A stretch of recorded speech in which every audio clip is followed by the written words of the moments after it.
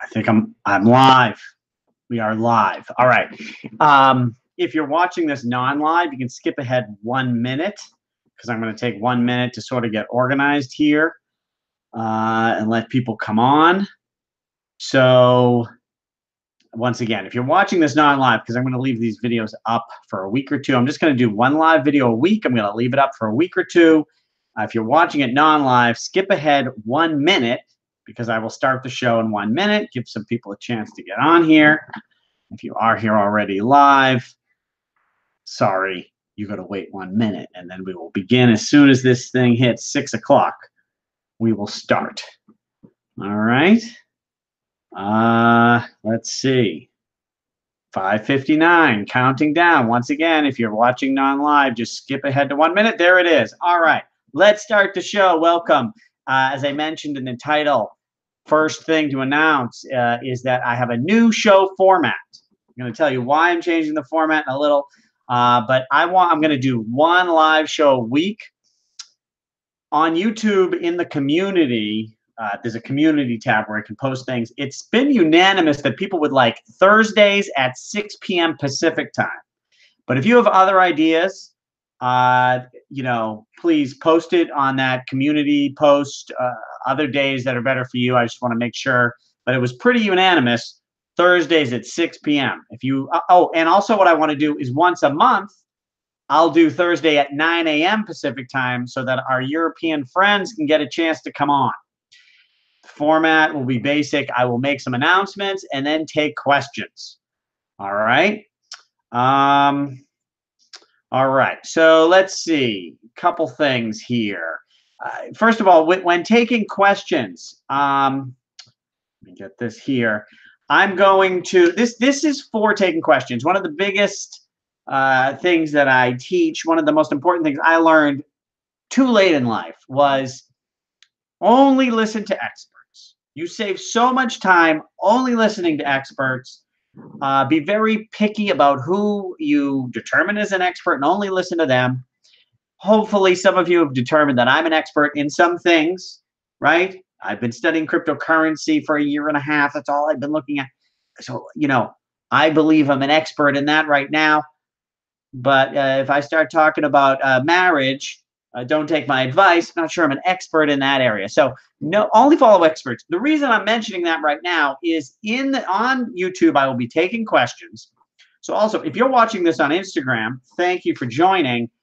But the questions I'm going to just do from YouTube. It's too much to try to deal with two platforms for questions. You can go to YouTube. You can find me on YouTube at davelevine.com.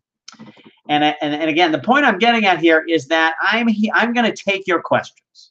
Hopefully you're coming here because you find me to be a mentor. I'm 50. I've done a lot in business. I have some knowledge. You want to get that from me. I'm happy to share. But what I don't want is a bunch of people who aren't experts spewing off their opinions. Nobody cares. In fact, not only do I not like to listen to non-experts, I think it's dangerous. It sort of sends you off in the wrong direction. So if you're in YouTube here in the chat, don't start all. And when the people in the audience start fighting with each other, it's all silliness. I will take any question. I look forward to it. But let's keep it to questions. Now, if you think you're an expert and you can add to the show, that's great. Message me. I'm pretty easy to find on Twitter, davelevine.com, DOTCOM, on my YouTube. I respond to comments. If you think you're an expert, send your credentials. We'll check it out. If you are, you can help educate people too on the show. I'm happy to do it. But at this point, I don't know who you are. So just ask me questions. All right. That's what it's for. What else? Also, the show format here, sometimes, I got a lot of energy. If we got a lot of people, I'll click this show. I'll keep going as long as you have questions. This show could go an hour or two. I think I once did one for 3 hours. And you might be like, geez, you liked the YouTube 20-minute format. Well, one thing I started doing is, I have Bluetooth in my car. And even if you don't, you could have an earphone. If you do earphone in the car, just do one ear so you can hear things, you don't crash. I love listening to educational YouTube stuff in the car. Maybe you could add me to the list there, and that's how you can listen to these long shows if you're interested. And so I'm going to get to the reason, again, why I'm changing the format. That's my big announcement, which I'm going to make in about 2 minutes. But I think I'm going to stop doing the 20-minute deep dive.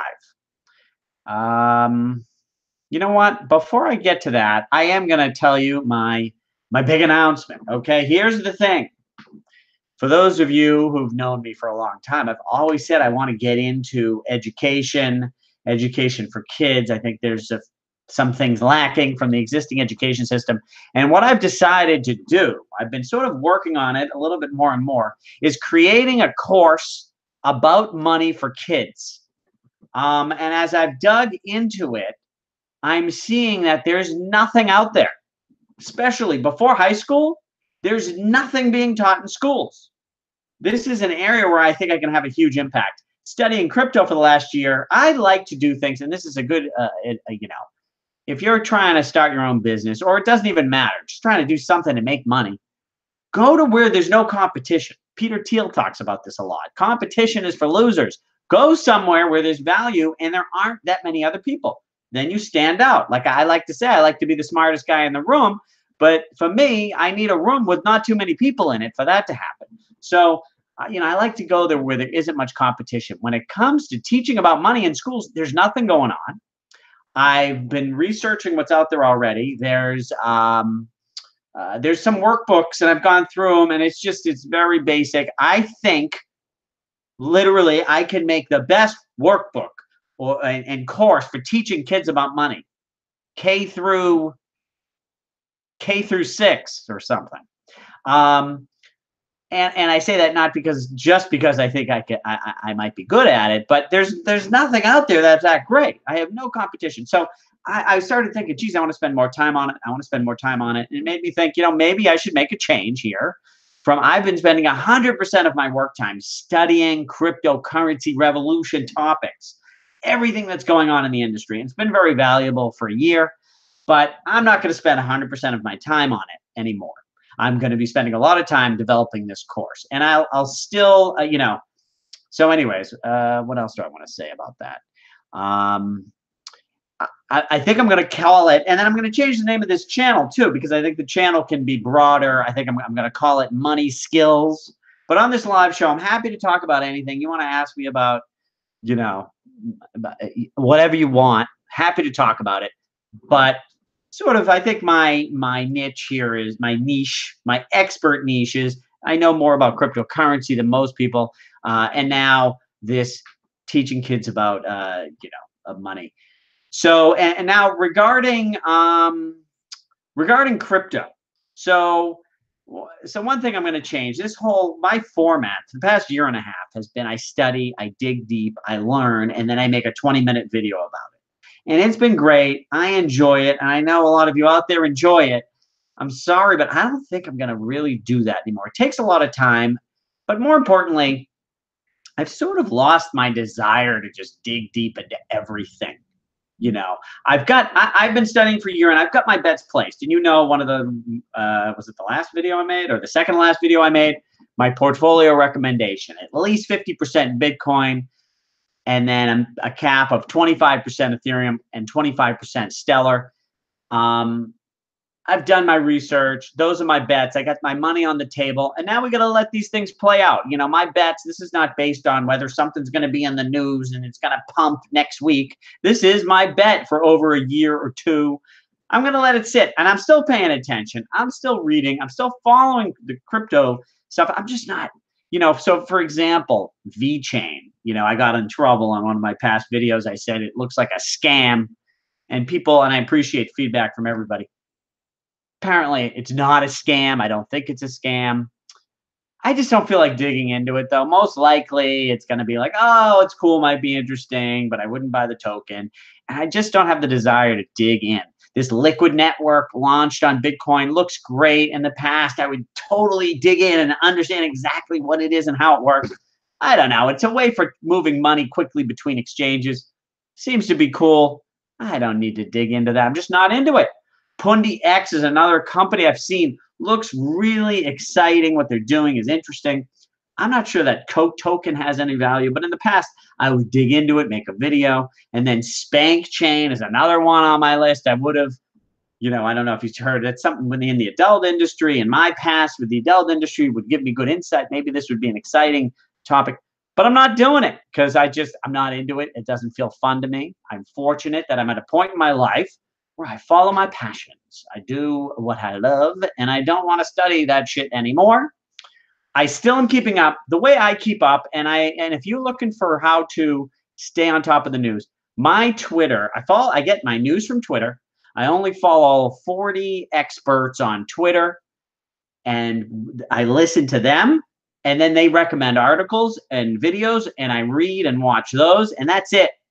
That's where I get my news. And so if you're looking to stay informed that way, go to my Twitter and just copy. I don't post much on Twitter other than mentioning videos I post. Occasionally I post, but not really. I'm not trying to create content on Twitter.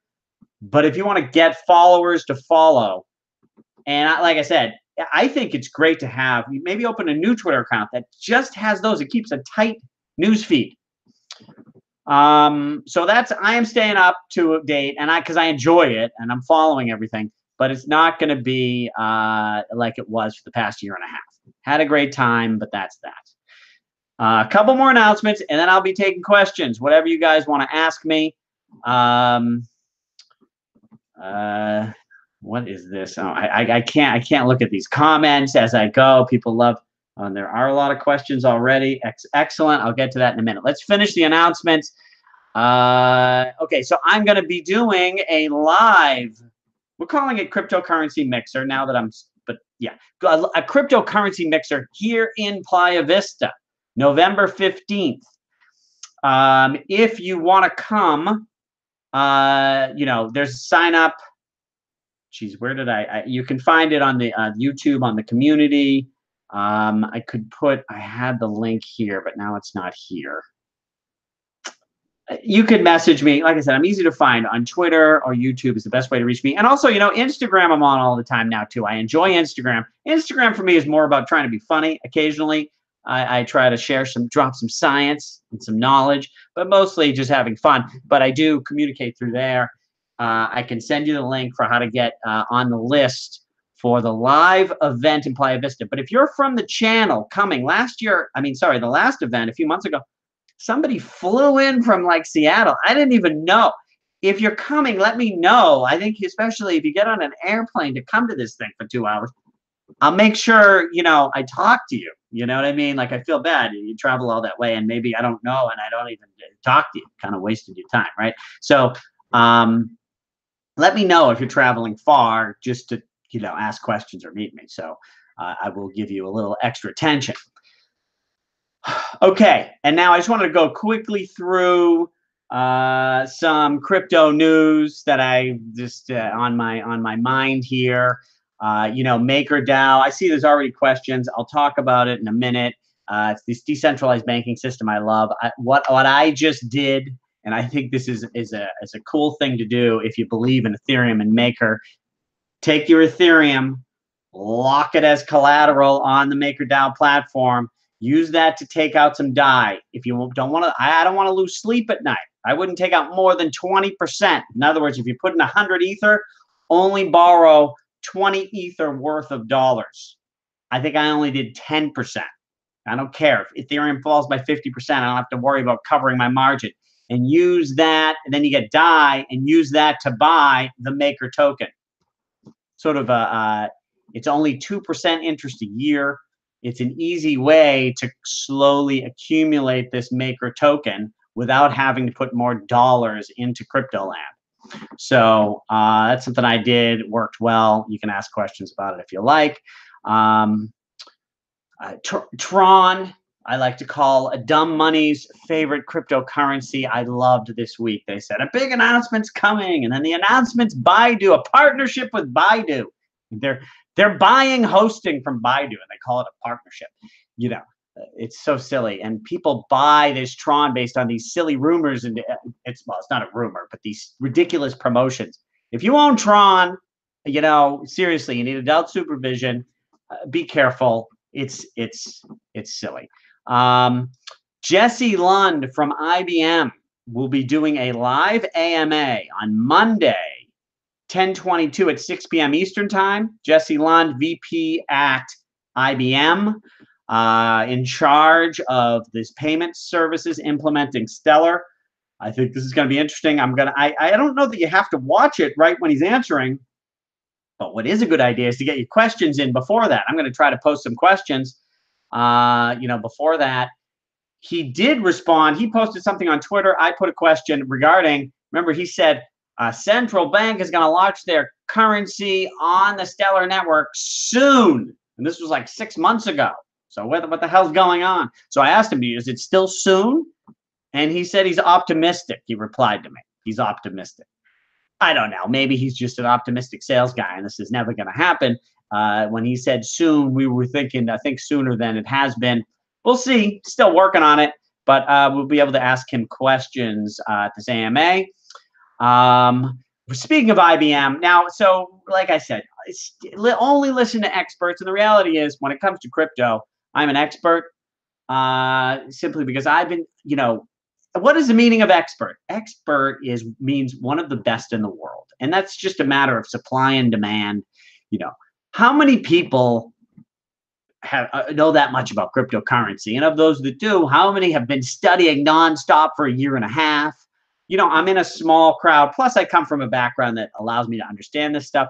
So I think I qualify as an expert. When it comes to stock investing, I'm not. There's just people who've been doing it longer, who spend more time on it, and so I made a video, went out of my lane and talking about stocks, and I said, I like IBM because of the blockchain thing. And in hindsight, blockchain is such a small part of IBM, but even if it does amazing, it's a small part. And anyways, IBM stock, they had shitty earnings and the price went down. My advice for those of you who have been joining me, being very right more than occasionally wrong regarding crypto. Unfortunately, I haven't been very right yet with my IBM. I'm still holding it. I feel like it's safer than some other things, but haven't hit the money on that prediction. So my apologies for those who listened. And I should warn, if I give advice out of my expertise area, it's dangerous. And also another thing, I made a video talking about the credit cycle. And I said, watch out when the collateral starts to shrink because the banks go bankrupt and then there's a contagion. And I said, watch out for Turkey because they need a bailout. Well, they kind of did get bailed out. They did a debt offer and they got a lot of dollars, more than they asked for. It looks like Turkey's okay. So now the only risk looks like it's China. And again, I'm out of my lane here. I'm not trying to predict credit cycle, but I did talk about this Turkey thing. And now Turkey looks okay. So just FYI on that. And the last thing I wanted to mention here is Coinbase. A lot of people asking about when a new token gets listed on Coinbase, does that mean it's going to go up a lot? And what does that mean and all this? What I've been seeing, I think what happens is when something gets listed on Coinbase, the day it gets listed seems to be the high. Bitcoin Cash's highest price ever was the day it was listed on Coinbase. Ethereum Classic, another shit coin, it went up for the listing on Coinbase, and after that started falling. Now this OX just got listed and went up like 25%. We'll see if it then starts to fall. My feeling is that Coinbase is home to a lot of dumb money. And so it's when it gets listed, if you're looking to get out, like I love Stellar, but I think it's going to get listed on Coinbase soon. If it's too much of your portfolio because it's gone up so much, the time to sell might be when it gets listed on Coinbase, because apparently the dumb money loves to jump in at the high price the day it gets listed on Coinbase. So those are all my announcements. Now I'm going to take questions. If you want to ask a question and you're on Instagram here, I just turned this thing on live on Instagram. Why not? But if you want to ask questions, you got to go to my YouTube, davelevine.com. I think it's right on that page. You can do it, and I'm taking questions from there.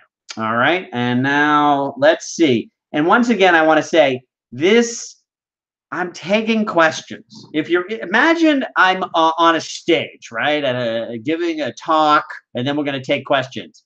And two people are in the audience fighting with each other about Stellar. Wouldn't that be a distraction? So don't start the chat room. It's not a general chat room for you guys, for non-experts to be fighting with each other. Like, this is to ask questions, okay?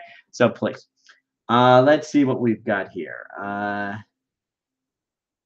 Someone said trading volume of crypto has dropped by a lot, according to CMC. I don't know what CMC is. I'm going to quickly look at what that is. I don't know. Maybe coinmarketcap.com. I don't know volume. I'm not a trader. I don't do all these trading games, and it's supposedly people can predict the short term something's going to go up or down, and volume is one of those things. And I don't pay attention. Is the adoption rate going up or down? Volume probably is down because a bunch of idiots trading every day, sitting at their desk trading. A lot of those dummies lost a lot of money, and they're not doing it anymore. So maybe that would be explained why volume is down. But I don't know. I don't follow that. I don't really care. If something is awesome, it is going to grow in adoption rate, its price will go up later. Whether a lot of people are trading it today or not, it doesn't matter. It doesn't matter to me, at least. What are your thoughts on the Fidelity announcement? My last video, I would like to say, I think my video was like 3 days before the Fidelity announcement, where I announced that Fidelity would be making an announcement. The next run in Bitcoin will be institutional money. That means the clients of New York Stock Exchange, the clients of Fidelity, these guys have access to trillions, and the lingo the sales guys are using there are get off zero, get 1 to 2% of your portfolio into it.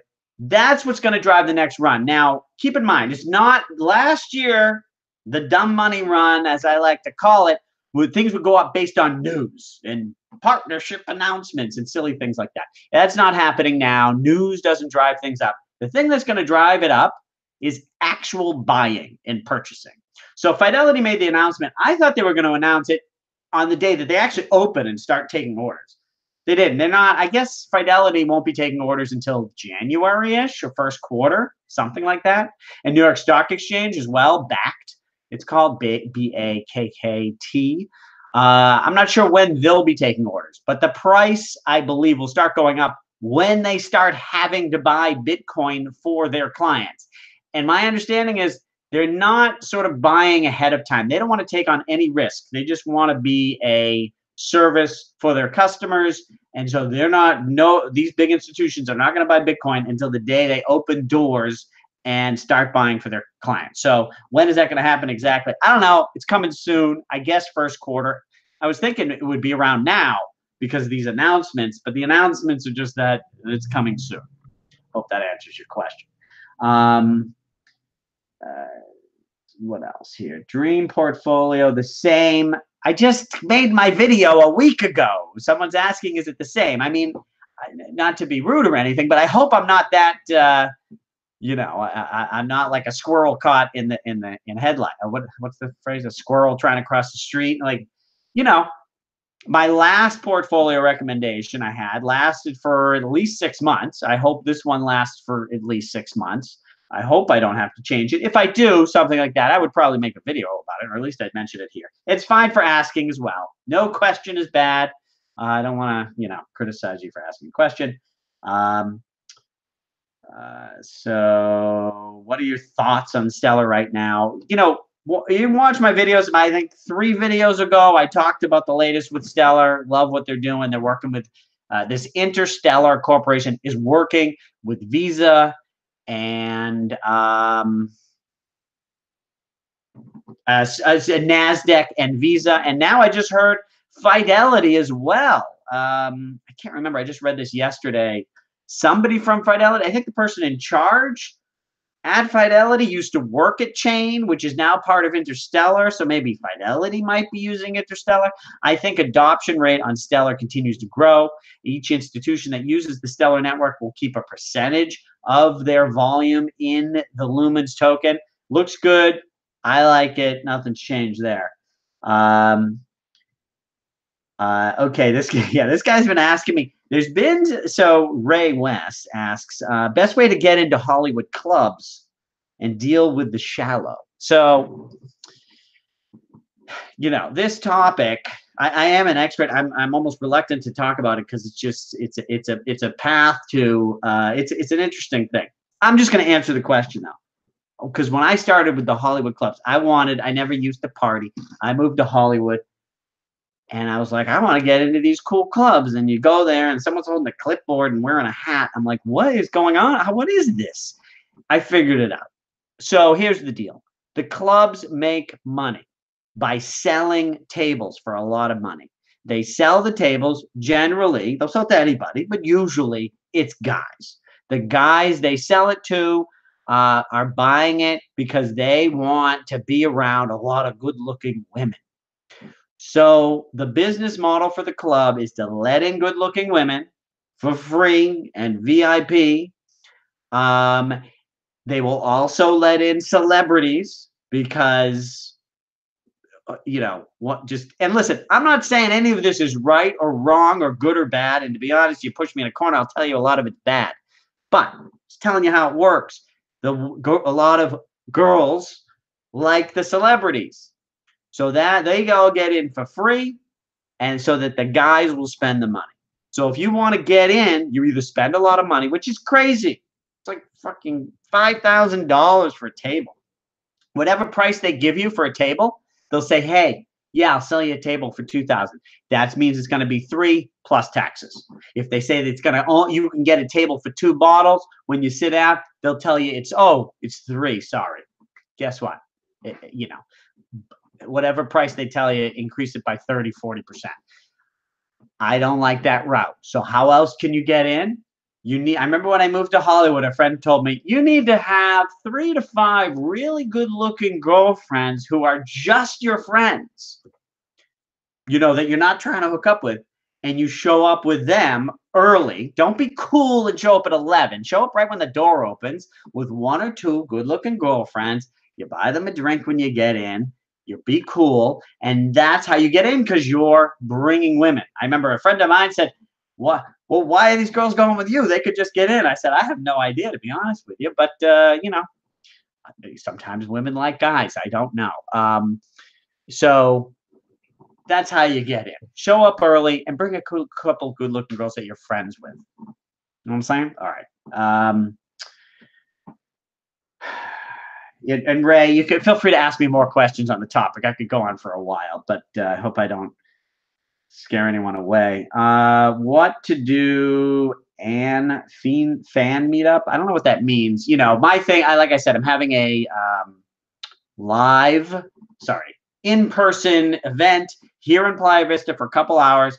I'll talk a little bit and take questions. It's like this. And then we'll also just hang out and there's some free food and drinks. It's fun. So check it out. Will BTC crash again after the next parabolic rise? So there is an interesting thing to read about. Well, if you want a crazy book to read, I don't want to get too off topic.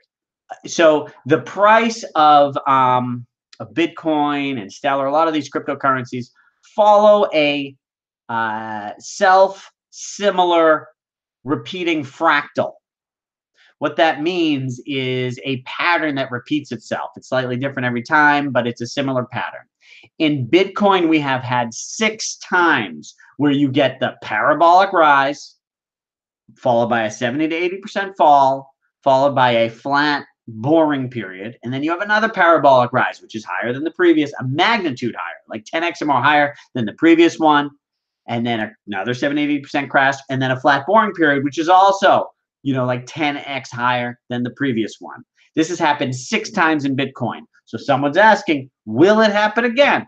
I believe it will. If you don't think it'll happen again, get out of it. Something like Bitcoin Cash, which I call a shit coin. I think the definition of a shit coin is when it goes up like that, crashes, and never has it doesn't do it again. So it just forever trends down, eventually to 0. I think it'll happen again with Bitcoin. Stellar did it twice last year in 1 year. Ethereum's only done it once. Stellar's done it 3 or 4 times in its career. So I think it will happen again. And then will it crash after the parabolic? That's part. You can't have a 10x, 30x move without a huge fall after it, because people. And to be honest, I'm like, I hold, I never sell. when it goes up 20 to 30x, trust me, at some point I'm gonna get rid of a little bit. That's how it works, and then it feeds on itself. It's a repeating thing, and it's not over. And if I'm wrong on Bitcoin, it's gonna happen in other coins. There's gonna be more. There's gonna be more parabolic rise crash shows. So strap on your seatbelt, and hopefully we ride one.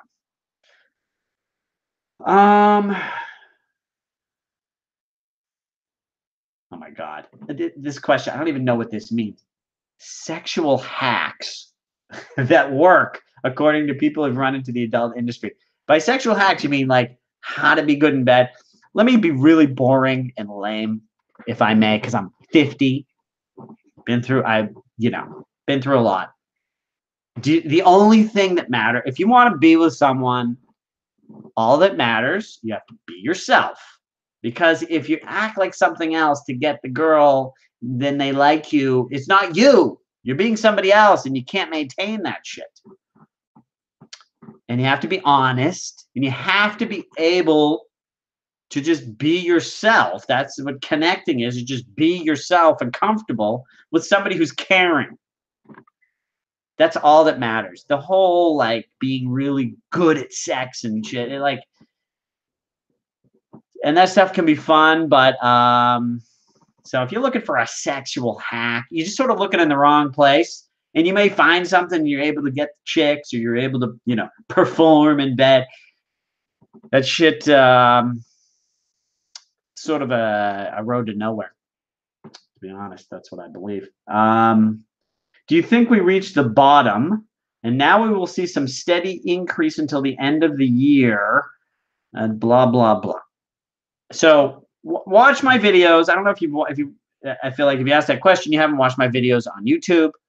And what I just said is what I believe. Do you think we've reached a bottom? We're in the boring period. I called the boring period. I think it was. I made a video. I said the boring period started around April. We've been bouncing off this 6,000. It's like like those balls, those bouncy balls that you throw. And it went up, and it bounced off 6,000 and went up, and it bounced off 6,000 and went up, boom, boom, boom, and it's going boom, boom, boom, boom, boom, boom, boom, boom, and it's just rolling now on the 6,000, 6,300, 5,800, the low. And we're right at that. That's where we're sitting. Could it go lower? Yeah, but that hasn't been the pattern. The fractal pattern is that the biggest fall is sort of at the beginning, and then it just so. And don't, but you can't try to predict these things. You can't. All you can do is you have your portfolio goals. Like I said, I got 50% Bitcoin, I think, is a minimum. So if you have less than 50% of your portfolio Bitcoin, and how much of your portfolio, how much money do you have? 1%. I think it's risky to not have 1% in Bitcoin. You're just, there's a chance you're missing out. There's a chance that, and to have more than that, you start getting risky. 10%, I wouldn't go over 10%. But whatever amount of your money you want to put in, and then 50% of that should be in Bitcoin. If you need more, if your goal is to have more, then you buy it over time. And you want to buy when the chart looks like it does now. It's more 70% off the high, 9 months from the high, bouncing around at this relatively lower price. Could it go lower? Yeah, well, then you buy more. But if you wait for that one moment that it's the low, first of all, you won't know it. Second of all, if you do sort of know it, you're going to feel like shit. It's going to be scary as hell. If all of a sudden it falls, breaks 5,800, who knows where it's going? You're going to be too scared, and you don't want to put all your money in at once. See, it's called dollar cost averaging in. You buy a little bit over time. It's called building a position. All right. What's the weirdest thing or habit that you have? Weird. I should ask, some of my friends might be better at telling me because, I according to me, I have no faults. No, I do. But what would be the weirdest? Maybe I'm hyper. I get hyper focused like crazy. Like when I decided all I want to do is study crypto. I literally, like, the only thing I read for a year and a half was related to cryptocurrency. The only thing that I listened to on YouTube, like, just insanely focused. I wasn't interested in anything else other than learning about cryptocurrency. I get focused. I get manically focused. That can come off as weird. I would guess. I'm sure I have friends that might have better examples. And if anybody's watching, feel free to put it in there and tell me why I'm weird. Um, Someone said, "Did you know Stella teamed up with Namecheap?" I don't know who Namecheap is. I'm looking for big names. Like I care that they're, that Nasdaq, Visa, maybe Fidelity. These companies, that's what I want to see. And Stella's working with a lot of people. A lot of people were working with them. That's great, but I'm looking for the huge names. If Namecheap actually is some huge company, that's cool. I didn't know that. Maybe you could put that info in there, but it sounds like Namecheap. That doesn't. It's not a great company name either. But I don't know. Anyways, where are we? Can you explain more detail how to set the collateral? You mentioned an MKR. Oh, let me tell you something. You want to do this. This is not fun. You better do it in the morning with your cup of coffee, and you're not going to be interrupted. It's got to be a couple days. You go to Maker. Oh boy, what is that domain? I think I saved it here. See if I can find it. Die dashboard. Die.makerdao.com. Okay, die DAI dot makerdao maker MAKERDAO.com. That's the dashboard. Now, the first thing is, if you've heard of MetaMask. MetaMask is a what do you call it? A browser plugin that'll convert your browser into a wallet. You have to send some of your Ethereum to your MetaMask. So you got to set up MetaMask. Then you got to send some Ethereum to the MetaMask wallet. Then you go to that address I just gave you. There's a video on there, and I found a video. I think it's right on the MakerDAO website that goes through it. I watched that whole video once. I was like, oh my God. And then I passed out. And then you watch it again and then do it along with the video. And just to make a long story short, now you have your Ethereum sent to this MetaMask. You convert your Ethereum to WETH, which is wrapping the Ethereum, because the regular Ethereum is not a ERC20. Then you convert your WETH into PETH for the pooled Ethereum. Then you can lock the pooled Ethereum. And then you can draw DAI, which is the dollar pegged token, against your locked Ethereum. Then you have that DAI in your wallet, and then you could go to this Oasis DEX to buy your Maker token. Okay? Now, I can imagine. It's funny that I can even remember that. It took me a few days to do this. And it's a bit painful. But you're in early. I remember the first time I had to buy Stellar, it was really difficult. I couldn't figure it out, right? Well, that's what happens when you're early. When it's on Coinbase, it's not going to be so cheap, right? And when MakerDAO is a quick app on your phone, beep, beep, beep, it's not going to be so cheap. So, that's sort of the deal. But, I hope that helps.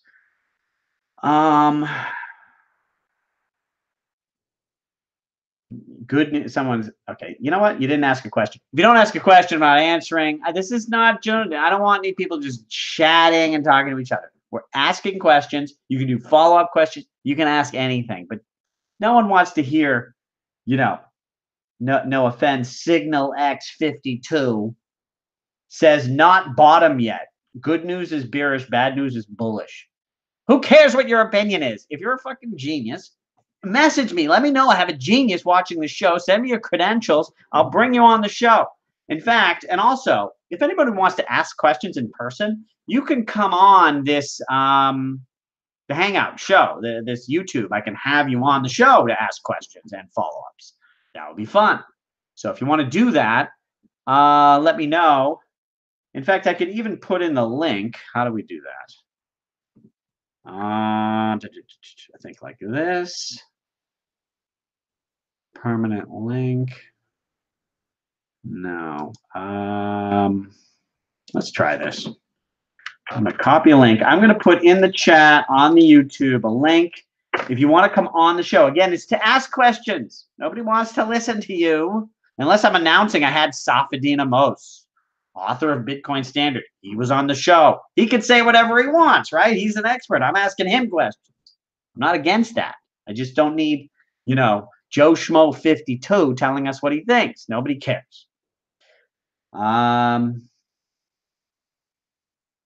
Rafe West, I'm not going to respond. He's telling me I'm not going to respond. It's a waste of time. Nobody cares what you think, Rafe. Nobody. And if they do, then you're not listen. Do what you want to do. I'm telling you, listen, you're better off. I'm just whatever. If you have more questions about it, happy to talk more about it. You're better off listening to one expert for 20 minutes than you are listening to 100 mediocre experts for 20 hours. You will learn more in that 20 minutes. They're not always right. No, but if you're trying to get an opinion on something, you have a better chance of getting close to the right answer when you talk to somebody who's really good at doing what you want information on. Talk to someone who doesn't know how to do it, their advice will not be as good. Okay? Thank you. What do you mean armpits? Rafe adding such value. Okay, you can ask any question. What do you mean armpits? I don't know what that means, so I will not answer. Thoughts on Fidelity announcement? I think I already said that. Its institution is getting in. It's fabulous. What do you think about PIVX? I never heard of it. I'm going to quickly look it up here. Tell you what, just for shits and giggles, I'm going to share my screen. Show you how I do research. All right, just quickly. Oops. How do we do this? Sorry. Share screen. Oh, maybe this will work. Let's see.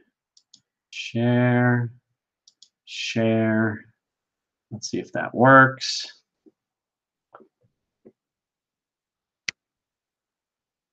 Sorry, I'm waiting. I'm watching my own screen. Oh, it's working. Great. Okay, so PIVX, private, instant, verified transactions, zero coin protocol. PIVX for digital online money that could be okay. With 2 seconds of investigation, I can tell you that it looks like it's trying to be money, aka private money. Bitcoin is money. Bitcoin is light years ahead of all other forms of money, and size matters. One thing I learned, I sold sex toys on the internet for 20 years, and one thing I learned is size matters. And in cryptocurrency, size also matters. Bitcoin is huge. It's market cap, it's developers, it's use, it's acceptance, it's legal. It's so much bigger. That is the best. That's the money you want to hold. And I understand some people want privacy. Well, privacy is coming to Bitcoin. Instant is coming to Bitcoin. I would rather be in the leader, in the winner, that's going to have the new fancy features in a little bit than get into some tiny shit coin that has fancy bells and whistles, because it's probably never going to get the adoption. Stay away from it. If you think it's awesome, watch it. If it has super fast growth for over a year, okay, maybe you want to take a flyer on it. But at this point, most likely it's just silliness. Everyone's looking for the next big thing. I'm not into it, especially when it comes to private money, Bitcoin, or just store of value money, and also Ethereum has its reasons for being money. I don't believe in any of these new ideas. Spank chain. So I don't know that much about this thing. I was going to research, and it's painful. The only thing I think something that will be cool eventually, but I don't see anything like this happening yet, is the idea that artists will be able to produce work. And so you can think of this with musicians, that someday a musician could create a song and put it out there, sort of like on a Napster type of thing, but they get paid. They get paid on the peer-to-peer downloads. And the distribution works because people love peer-to-peer, and it's really inexpensive. And instead of the artist getting, 3% of a high price, they get 100% of a really low price. Something like that I can see eventually happening and going viral. And content, whether it's music, the same thing could happen with videos, and the same thing could happen with porn. And I think Spank Chain is focusing on this webcam thing, but from what I know, and I know very little about it, I'm not an expert. What I fear is it's just right now, if you go to a webcam site, you give them money and they give you these tokens. And so I think Spank Chain's trying to make it so the tokens you get actually are, on cryptocurrency, and maybe you can trade them somewhere. But who gives a shit, right? What I would be interested in is if somehow these women who are doing this shit actually could make a lot of money or be in control of their destiny and are getting paid directly. That would be cool. I don't think Spank Chain is building that. I don't know. If they are, then I would applaud them. But the way the adult industry is, that the women are low on the totem pole, and I'm not sure anybody is really working on what I would like to see there. So dealing with the shallow. Well, so someone's saying here, with Hollywood clubs, how do you deal with shallow? Hollywood is very much, and getting into clubs and being cool. It's very much about your surface appearance and your surface, what you say, and it's surface, right? I think we all know what that means. And so it can be annoying because people just bullshit and people just look cool, but they're not really cool. They're phony in order to, pretend, you make the surface appear to be one thing and not, and people can get annoyed by it. My thing used to be, I don't care. I'm looking for quality. And so if someone is an idiot or a liar or whatever, something lame, fine. I'm going to try to not let that person come into my party in the future. Today they're here, great, whatever. And in the future, hopefully I don't have to see them anymore. And it didn't really bother me because I'm focused on the positive. And even that, and I like to think any of these, they're kind of crazy, but there's one thing about them that's good. Try to find the good. And, that attitude helped me survive. A lot of people had a lot of trouble in Hollywood because you run into some real assholes and some real liars and some real bullshit, and people get so fucking mad and they just can't even deal with it anymore. I don't know. That stuff didn't bother me. But then again, so where did it get me? What is the value of climbing to the top of the Hollywood social ladder? What is the point? Yeah, it is fun. I get that. But at the same time, building long-term value is better than just having fun, and on the other hand, one of my thoughts at the time was, well, because I'm in this Hollywood scene, I'm meeting so many people, I can pick out the gems. But the sad part is, like, for example, I remember people saying to me, oh, one of the things that made my parties good is I said at my parties in my dorm, like, I didn't know anyone, so I didn't have a list. I was like, guys can only get in if they bring a girl with them. And that was a way to keep out sort of the real skeevy guys, because they have to be able to at least roll with a female. Or females could come in for free. And this gave me a good ratio at the party. And then they had a good reputation for these parties. And that's going to help me attract people. And then I remember people coming to me and saying, oh, these guys, they call them the PayPal Mafia, they want to come. The guys who started PayPal. And I was like, well, do they have girls? Meanwhile, it was probably freaking Elon Musk and Peter Thiel wanted to roll up. And I'm like, nah, do they have girls? Fucking stupid. So the point is, I was looking for quality, but I was so caught up in the Hollywood that I ended up missing some of the quality. So it's a difficult road to navigate. So I don't know. Hope that helped you. Yes, Fidelity's been mining Bitcoin, blah, blah, blah. But we're hoping. Someone says it's supposed to be about decentralization, but we're hoping for institutional money. I don't believe that institutional money makes it non-decentralized. Like, decentralized means, and I was going to make a video on this before I decided to stop making those 20-minute videos. A lot of people talk about decentralization. Oh, it's great because it's uncensorable, and people have the. I've been into decentralization for 30 years. Oh, my shoot, my Instagram battery. We still get 23%. By the way, if you're watching on Instagram and you want to ask questions, go to the YouTube, davelevine.com. What was I saying? Oh, so the value of decentralization is that there is no center, there is no funnel you have to go through. If you are quality, you can rise to the top. That is the magic of it. That is why decentralized systems tend to outperform. Decentralized systems tend to outperform centralized ones. So it doesn't mean that everybody in a decentralized system is small. It doesn't mean, like, I don't know. It doesn't mean a lot of these things everybody's worried about. It just means that it's not centralized and no. So the bottom line is, if tons of money gets invested into Bitcoin through New York Stock Exchange, how does that doesn't, to me, get rid of the decentralized nature of Bitcoin, right? Now, it could be if one entity sort of controls. Well, see, now if New York Stock Exchange or New Fidelity does this correctly, they're holding it for their customers. Like, it's not really theirs. They can do anything with it. So it's really not even centralized on that level. But if they got a ton of customers and Fidelity was just so much bigger than every other entity, and then they stole all that Bitcoin from all of their customers, at that point, I'd be concerned about decentralization.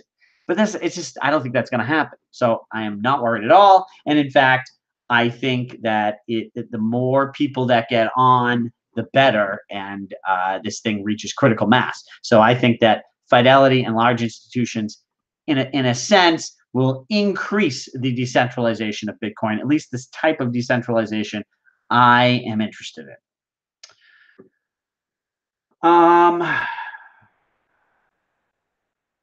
Has it ever crossed your mind to be bearish on crypto?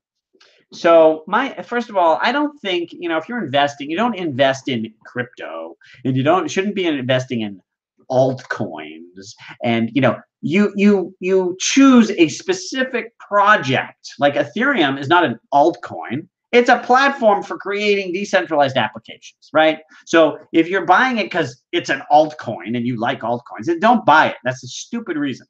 And crypto, some crypto is going to zero. A lot already has. Bitcoin Cash is a crypto. I'm very bearish on it and have been for a long time. So I'm bearish on crypto, on Bitcoin Cash. I'm bearish. What else do I hate? IOTA. I've been bearish on IOTA for a long time. That's crypto. But I'm bullish on projects that I like. I mean, it's like saying, will you ever be bearish? I mean, and for those of you who watch my channel, in December, I said, this is a scary time to buy. We're going straight up. At some point, this thing's going to be 50% or more down, from its highs. And I always knew that was coming. I'm not trying to short-term trade this market because you never know when that top is. It felt crazy at 3,000. Before it went all the way up. It felt crazy at 3,000, at 5,000, at 10,000, at 20,000. And who knows, it could have gone to 50. You don't know. So I don't get into the short-term trading. And so even if I feel bearish, meaning I think it's going to go down a little, it doesn't mean that I'm necessarily acting on it. But I'm looking for investments that I can hold for a long time. And that's all I care about. Whether I'm bearish or bullish short-term doesn't matter.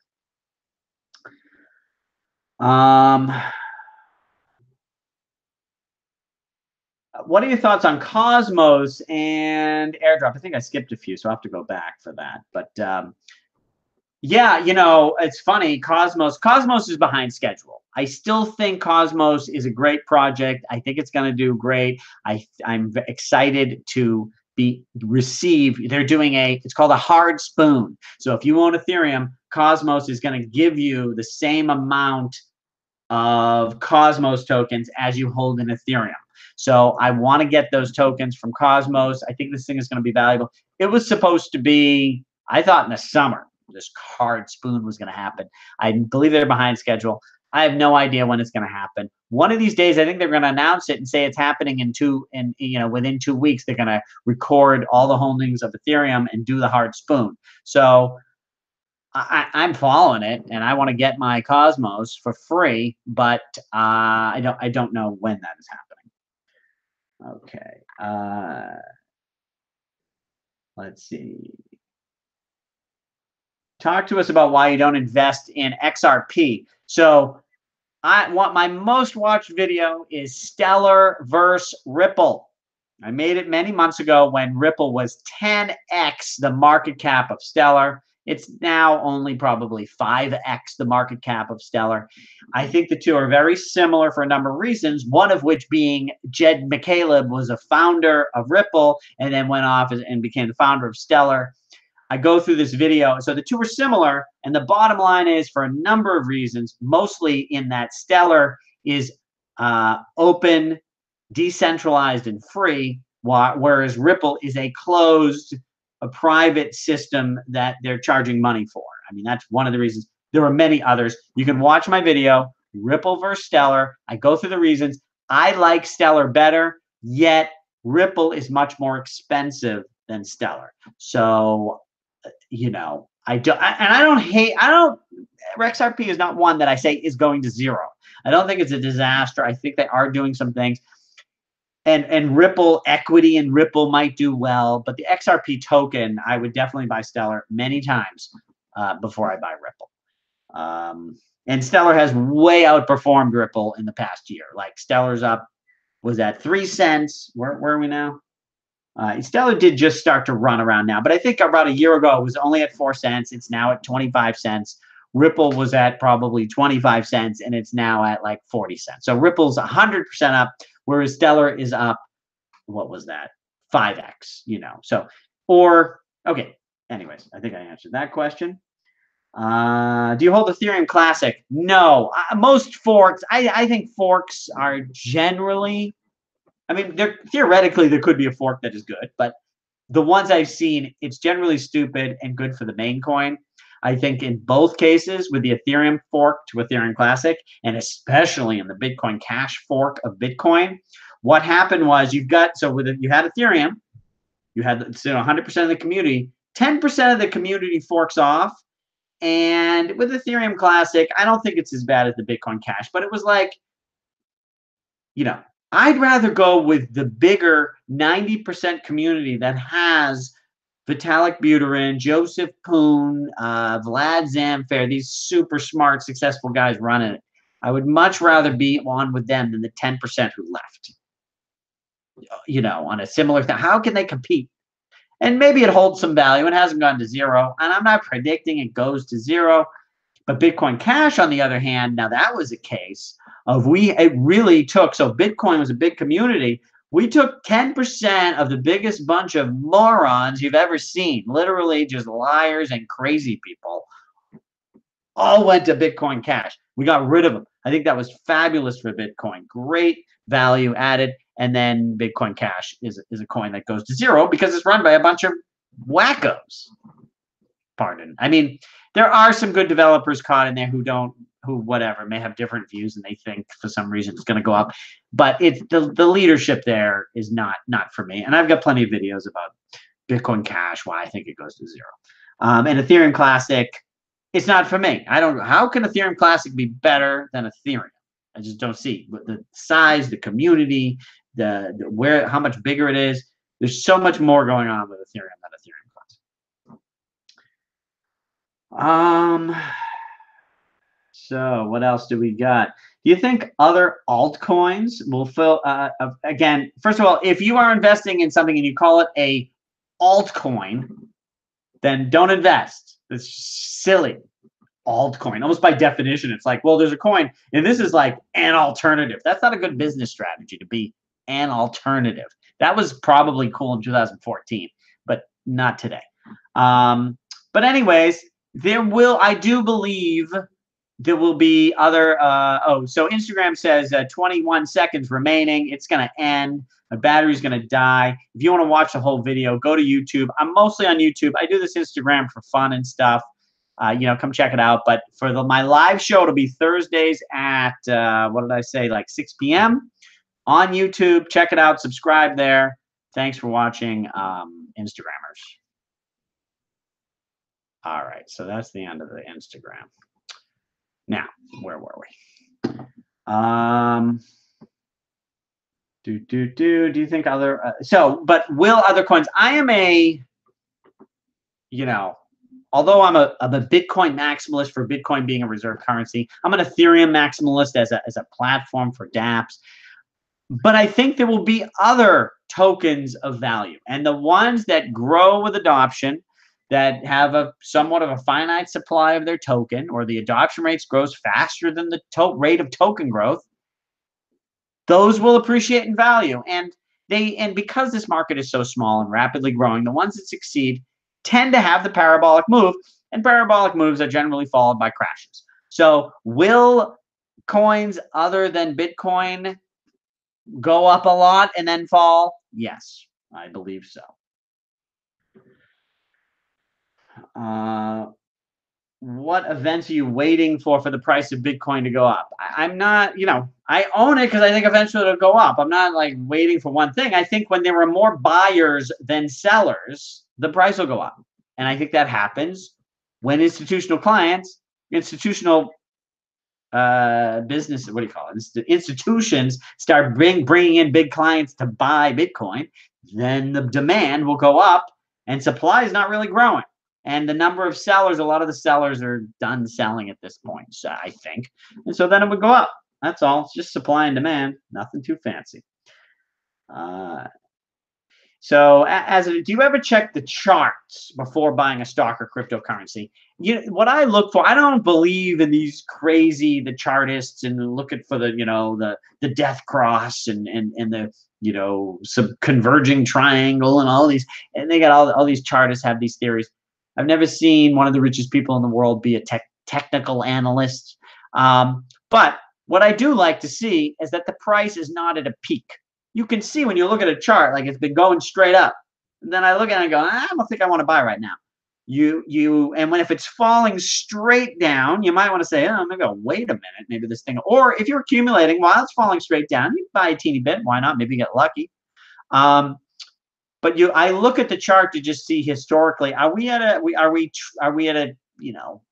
peaking and shooting straight up, or are we falling down, or are we flat on a low? Like the Bitcoin chart, I would, you know, if I was new to Bitcoin and I was thinking, oh, maybe I'm going to buy some, let me look at the chart, and I look at it and I go, wow, been 9 months off the high, and I can see that we're 70% off the high.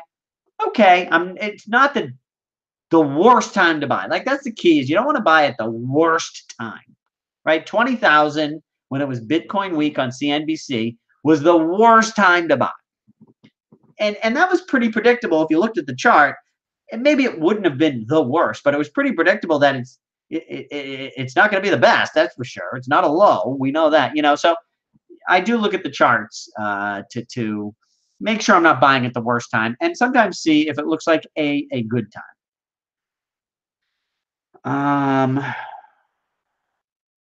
Okay. What are your thoughts on Polkadot? Oh, geez, I can't remember what that is. Let me look it up quickly. Polkadot.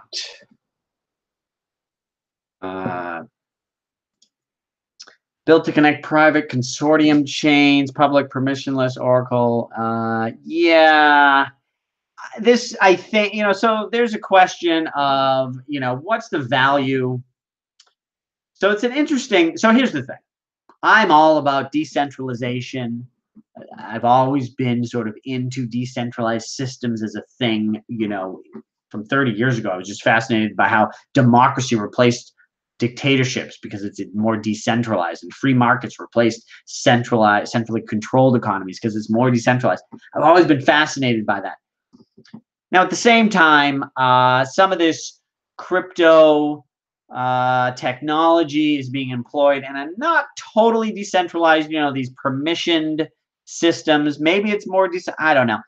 The bottom line I'm getting at is there's some debate. IBM's doing a lot of this permissioned blockchain stuff, and they seem to be getting customers. And some people seem to think it's great, and other people are like, oh, that shit's not going to amount to anything. It's going to be like when the internet started. There were a lot of intranets, and then the intranets were replaced by the public internet. So, anyways, it looks like Polkadot is something for connecting these different permissioned and maybe public as well. It's something for connecting different blockchains. I don't know. I don't know. I guess I can't even talk about it. This is one of these ones where I'm just not going to dig that deep into this. Like, it might be a cool technology. It might be used. If I keep hearing about it and people keep mentioning about it and talking how much it's being used, then I would dig into it. At this point, it's just another thing. Maybe it turns into something. Also, I don't know, just because something is cool, like OX is a really cool platform for building decentralized trading of Ethereum tokens. But the token, the ZRX token, I don't know that has any value. So just because Polkadot is great, if they have a token, it doesn't mean the token is great either. So, so I'm not really that interested in it. Don't know much about it. And I'm really not going to read about it. So I just not that into it. Isn't PO doing something like that? You know what? When you write questions, you got to keep in mind. You might be referring to something that I talk about, and 20 minutes later I get to your question. Is po.et doing something like that? I don't know what that is, so I can't answer your question. What do you think about energy platforms? I think Power Ledger looked like, it reminded me of like a Tron thing. They make these big announcements to drive up the price of their token, and I'm not sure anything real is going on. These things that, if it's still around, maybe they're trying to do something, and maybe they're well-meaning and they're just good at marketing. But I remember when they launched the pre-sale Power Ledger, they were like, Elon Musk, says he downloaded the white paper. It was just a lie. That sort of thing turns me off immediately. I did a little research into it and said it looked like a bunch of bullshit to me. So, and again, when you say, these power, I think a lot of things are going to happen, but I'm waiting. You don't have to be. Here's the thing. We're early on all these things. When I got on the web in 1995, the web had been invented, sort of the Mosaic browser, in 94. And I was like, oh my God, I'm a year late. I missed it. And now we look back, it's like, oh, what if you got in 95? That's really early. It was 10 years before friggin' Google went public. So, we are so early. You don't have to be the first. Wait to see adoption over a long period of time. So what are we talking about here? Oh, energy. If there's some energy trading or anything sort of new, or I was talking about music, wait to see some music app that artists get paid, and it's like, it's got rapid growth for at least 6 months. Tons of artists getting on. They're actually making money. Everybody's excited, or something with energy and lots of people jumping on. You see amazing adoption. Then you can get in. You're still early, right? A MakerDAO, I got in. It launched 6 months ago. And I wanted to see this DAI token pegged to Ethereum stayed pegged despite Ethereum crashing by 80%. I don't need to be the first. It worked. And the funny thing is the maker price went down because of the market. So I didn't even get penalized for waiting. But make sure it works before you invest, right? So, these energy platforms, they have tons of customers. It's going viral. Everybody's, adoption rate is huge. Or is it, oh, they're building something great. It's going to be amazing when they launch, and we'll see. Then wait and see. You don't have to be the first. What are your thoughts on Definity? God, I always confuse. Is Definity? Let me just quickly look. There's another one that starts with a D that also recently launched. I can always confuse the two.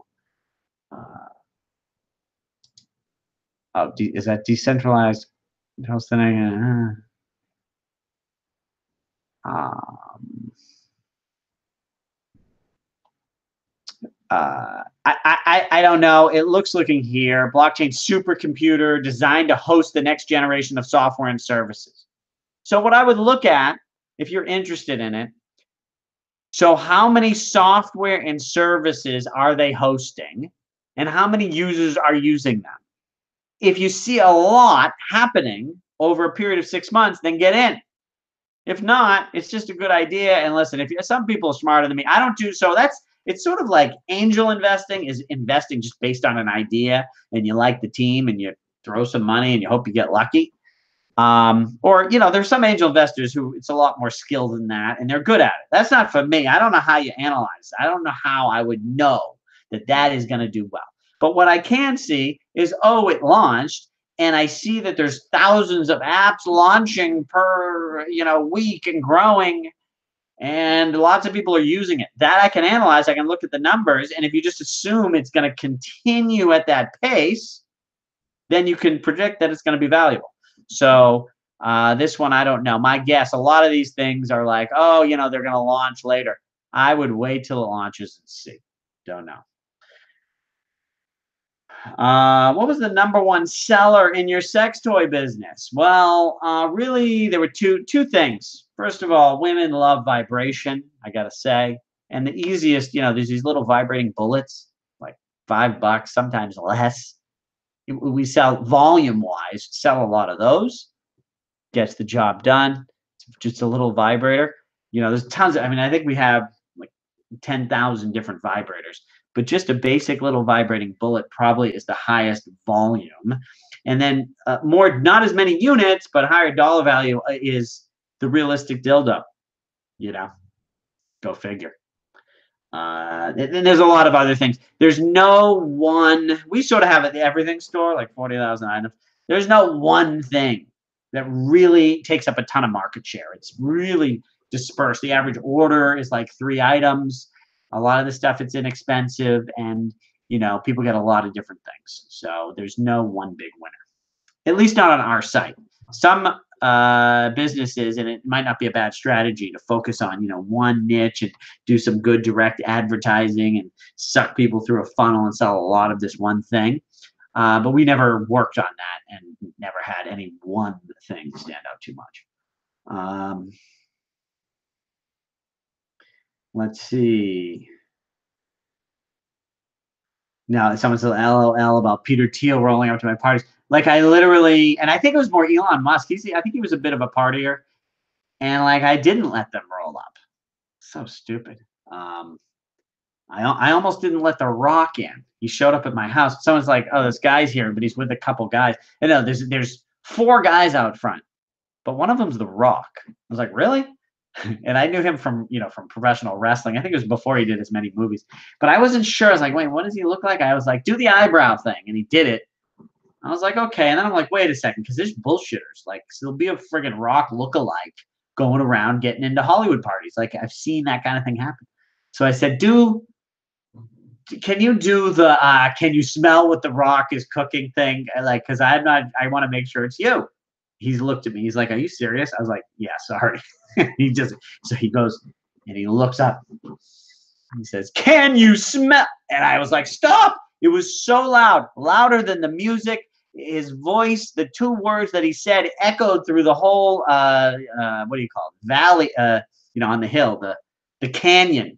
His voice echoing at 3 a.m. I was like, quiet. You can come in.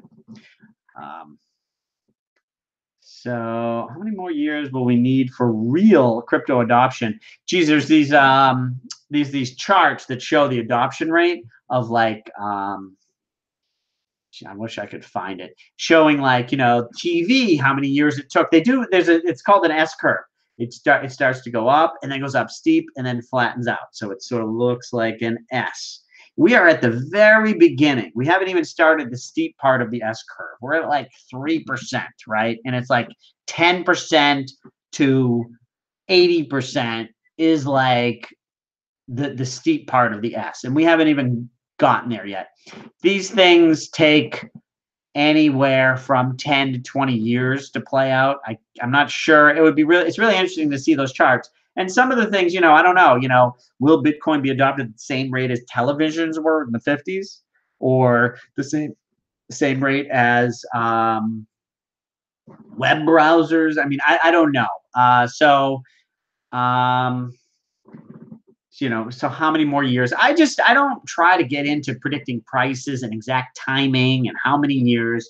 I just look at we're only at adoption rate of 3%. I think it goes higher, right? I don't think 3 is going to be the top. Will it get to 100%? Every single person on the planet has Bitcoin in their phone? Maybe not, but I'll worry about that when we get to 50%, right? Or at least at this point, from whatever adoption rate we have, 3 to 5%, I don't know, 10 to 20 is a lot higher, and that doesn't seem that hard to get to. That's all I'm worried about at this point. How long does it take? Like, I don't care. I care. I'd love it to see a huge, hyper Bitcoinization, mania adoption in 1 year. That'd be great, right, for my investment. But if not, whatever. I'm here. I'm not in too much of a rush. And it's one of these things. If it doesn't happen after 5 years, it's probably because something else is doing it, and it's not working, right? So the next 10 years should be exciting for some cryptocurrencies to disrupt the existing financial system. I mean, right? So, but time 5 to 10 years, like, oh, that's not too much, and then it could be a lot when you're wrong. I've been, if you're wrong, or if you're right. Another thing is, if you're right in 10 years, but for the first 5 of those years you're wrong, it can be painful as well. Timing does matter, but I don't know. Things seem to be moving quickly in the right direction as far as I can see. So I'm not too worried about it. Let's see. Any other questions? I just lost my place. How many? What are your thoughts on EOS? So, here's the thing with EOS, and there's a lot of these platforms. I've realized that I am a lot more pessimistic about voting systems on these blockchains than most people are. I bet that, in 5 years from now, we're going to find a blockchain system that incorporates voting that actually works well and has a good niche, and the voting works in some way. I'm not skeptical that we're going to the first iteration of voting is necessarily going to work. I'm very concerned that the tragedy of commons, the average person who owns crypto is not an expert. And their voting habits may be a problem. Voting can be used to manipulate. I'm very worried about a lot of things with systems to manage upgrades that goes by voting. Vitalik Buterin has written some things on it. Vlad Zamfir has written some things about this. So I'm betting. I like the more autonomous, anyways. So EOS, I think that in the short run, it's working. It's a fast blockchain, and it's a lot of like these little gambling games. I think a lot of cute things are going to come out on EOS. Maybe something gets a little viral, whether it's some gambling game or a messaging app that can send some money or something fun. Those things can exist. I don't think, though, that we're going to see like MakerDAO, which is a decentralized banking system that could really disrupt the existing banking system. Something like that requires huge amounts of trust for billions of dollars. I don't see that happening on EOS anytime soon, right? Cute, a dice game where you can win some money. Yeah, great. I see that on EOS, and that seems to be winning on EOS faster than. But Ethereum eventually will be able to do that as well. They are able to. It's just not as easy. So I'm not a bettor on EOS. I'm not invested in it. I don't think it's going to zero, at least not anytime soon. But I'm watching from the sidelines all of these systems. People are very excited about. What's the one that just launched? I feel like it's not Definity. There's another one with a D. Maybe it is Definity. I feel like it's another one. People are very excited. It just sort of launched, and there's like $30 million worth of value that is going to be distributed to projects through voting. And people are excited about it. And it's kind of cool. It's just I'm a little worried with voting. you know, like the average, these people voting, I'd rather have a genius leading, like Vitalik Buterin leading the next upgrade because he's so damn smart than having a bunch of idiots voting as to what the next move is. Scares me. So I'm not betting on any of those. I'm watching, and something of value probably does come out in the end. I'm not saying they're all it's useless. It's just scary to me to invest. So I'm watching EOS from the sideline. Did you notice that BTC drops when USA stocks drops? From what I've seen in statistics, you can't go by like, oh, I'm looking today and they're down and this is down and it feels like they're down or that they move together. Yeah, I looked at some statistics. This baby whale crypto shared something. In fact, since you asked, I'm going to find this chart and show you one of the viewers here. He shared a chart that shows the correlation. I don't know where it is. Anyways, I don't think it is that it is that correlated. Maybe someday it will be, but cryptocurrencies and traditional stock markets are mostly non-correlated over time, in recent history. So I'm not sure I agree with the question. And if there, at the next credit crisis, will Bitcoin be viewed as a safe haven and therefore go up? Or will there just be less money and people will dump Bitcoin as well? Who knows? We don't know. And if Bitcoin is going to replace dollar or treasury as the reserve currency, this is going to happen over several credit cycles. The whole, if Bitcoin becoming the world reserve currency, this is something that would have to play out over decades, I would think. I mean, it would be quite a catastrophe if it happened over, a much shorter period of time, because that's a huge transition. So yeah. How many BTC do you have? I don't know. For some reason, I feel like I shouldn't talk about it. It's my crypto holdings. I got honestly about 30% of my money is in a house I own. 30% of my money is in stocks and cash, and another 30% in crypto. And I also own my business, which I don't know what that's worth. Maybe that's another 30, but that gives me 120. Or maybe it's 25, 25, and 25. How about that? I wonder if who knows what the business is worth. So that's how I'm broken down. I wouldn't advise someone to get into crypto and make 25% of your assets. My goal in beginning of 2017, or was it the middle of 2017? Whenever, I was like, I want to get 10% of my assets in crypto. So I was buying a little bit every month. And then all of a sudden it went up a ton and it went way over 10%. So that's why, and now I believe in it enough. Now I'm not going to sell it off and go back to dollars, and that's why it's that percent.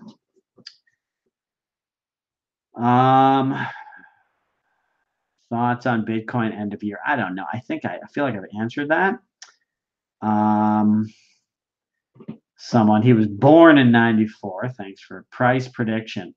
My price prediction is that the price will go up, or it will go down, or it will stay the same, or it will do one of those or multiple of those in any order. And let's see how we're doing. Oh, you know what? It's funny, but most of the people who are watching are still watching. And most people want the shows in the future are going to be Thursdays at 6 p.m. This one's on Friday. I think we're going to get more people because everyone seems to say they want Thursdays. I couldn't do Thursday this week, but that's what's coming next. How long have we been going? 7:30, almost an hour and a half. I see. You can keep answering questions, but I see I only got 4 left here. We might be done unless you put in some more questions. Do you see similarities between the growth of BTC and the growth of Ethereum after Vitalik is moving away? Oh, God. Vitalik Buterin, how old is he? He's like 23. He's not leaving Ethereum. And I wouldn't be surprised if he's an important leader in Ethereum 20 years from now. He's not leaving. And it's so there was a tweet where he was trying to explain how it's decentralized and how if he wasn't there, Ethereum would still be fine.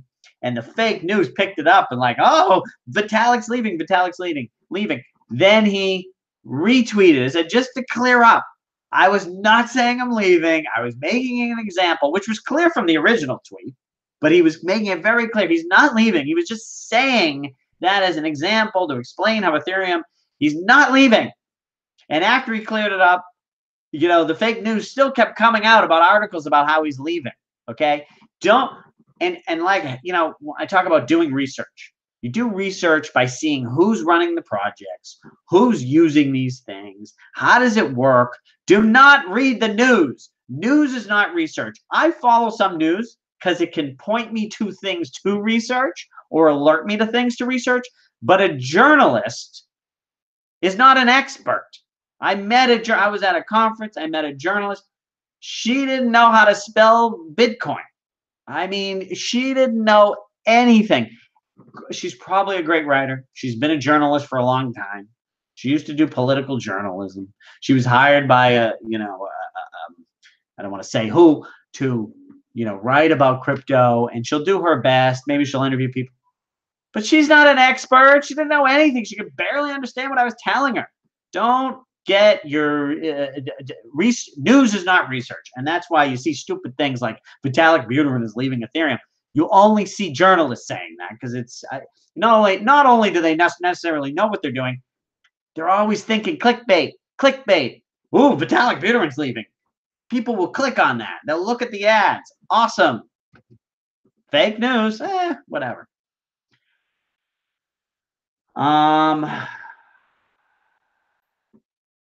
Let's see. Will you sell at any price point? Yeah, I would. I sell for two reasons. One is I've got my portfolio recommendations, 50% Bitcoin, 25% Stellar, 25% Ethereum. If Stellar goes up so much and it becomes 80% of my portfolio and I feel like, wow, it's run a lot, I may want to sell some up so that my portfolio isn't just Stellar, right? Or so that's one reason, to adjust the portfolio. The other reason would be it goes up so much, I have a lot of money. Well, I can sort of change my life here. My Bitcoin is now worth, X millions. I don't know, pull out 1 million and do this and that, and now I've got money and I have a better life, right? Or maybe I don't have to convert it to dollars by that point. I can just spend my Bitcoin, but I may, either it gets that's why these things happen, because that's why you have the parabolic move followed by a crash. You have a lot of people who are holders and they're just holding. I'm not going to sell. I'm not going to sell. And then it goes up so much that they're like, shit, I could change my life a little bit. And then they sell some, and so, yeah, that is the reality. But, that those are after order of magnitude moves, 10x or more. Then you think, yeah, I can get rid of a little bit, right? Okay. Like if I own one Bitcoin at 6,000 and it goes up 20x, which would be let's say it goes to 100,000. I'm like, geez, that one coin I bought for $6,000, I could now sell for $100,000.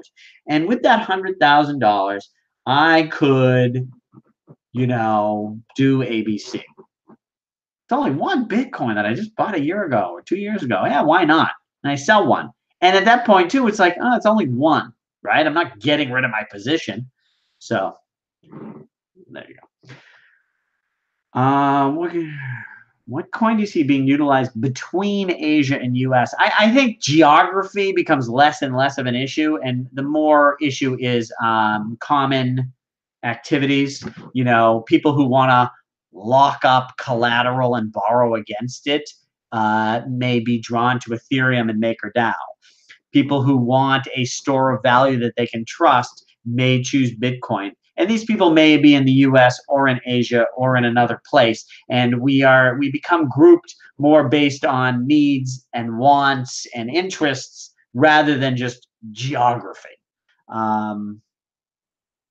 So I mean, Stellar's trying to focus on this sort of, and with IBM on international trade, so specific trade routes. IBM is trying to get them to use lumens as a bridge currency, whereas Bitcoin is less of sort of a trading currency. It's more now a store of value. So maybe that would be used less. I don't know if I answered that well. What are your thoughts on the stock market? My thoughts are I am not an expert in the stock market, so don't listen to me. I almost think I shouldn't give advice, but I will tell you Warren Buffett, he is an expert. He says just buy the S&P 500 index. He also says buy his own fund, Berkshire Hathaway, BRK.B. Those are good to hold long term. My thoughts on stocks. Otherwise, I have a lot of thoughts, but why tell you? I'm not an expert. Don't listen to me. I also like this Ray Dalio. Ray, D-A-L-I-O. He is an expert. He's really good on the credit cycle topic, which I'm interested in. He's got a great video, How the Money Machine Works. And you can watch his videos on YouTube talking about whether to buy or sell. He's an expert. You can listen to. Then there's other people that are experts. I'm not a stock market expert, so don't listen to me. Where are we? What are your thoughts on polymath and security tokens? So first of all, polymath, I don't know. I think polymath, I think they're the one. They're trying to make it easy to become a security token. I don't know. I don't know that it'll ever be that easy. I do like the idea. Some people have said, oh, securitizing existing stocks, there's no value in that.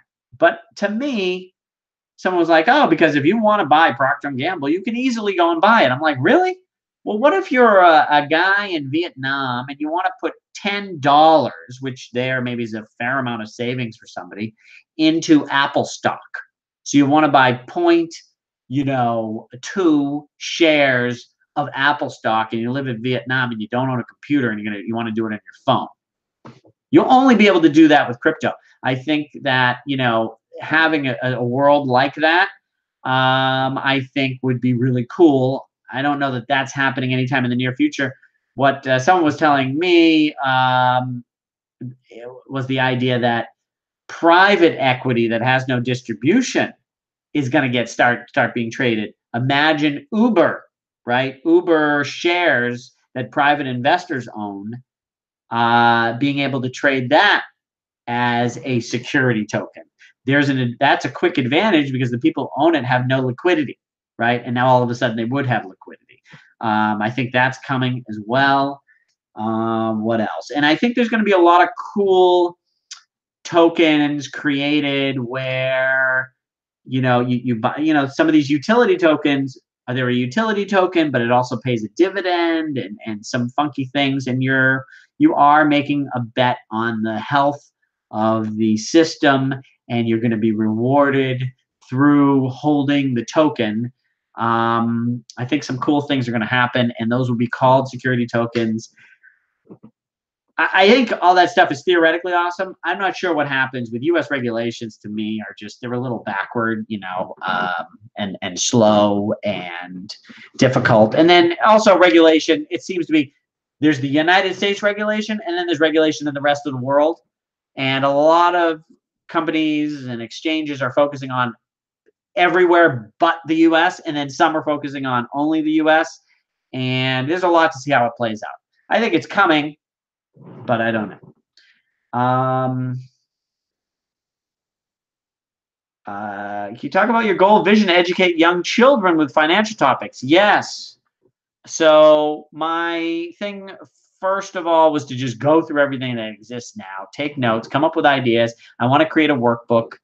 I've got some notes so far. Now, if anyone's seen anything, especially that you think is good, that exists for educating kids about money, or there's something you think, boy, every kid should know this, feel free to send it to me. I'm looking for ideas and things.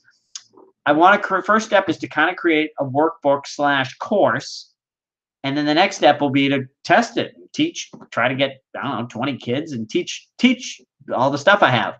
Use that to refine my course, redo it, and then teach it again, and then figure a way to distribute it. My idea right now is to sort of do open source licensing type of thing so that other people are allowed to teach it, but you can't sell it. Or maybe if you do make money from it, you do pay a percentage. Um, I don't know. The distribution is a whole thing. And eventually, the long game is to get into public school. The public school system, they got the kids for like whatever it is, 6 or 8 hours a day, and they're sending them a homework, and they're not giving 1% of the time towards financial education. Not even 1%. I understand there's a lot of things to teach.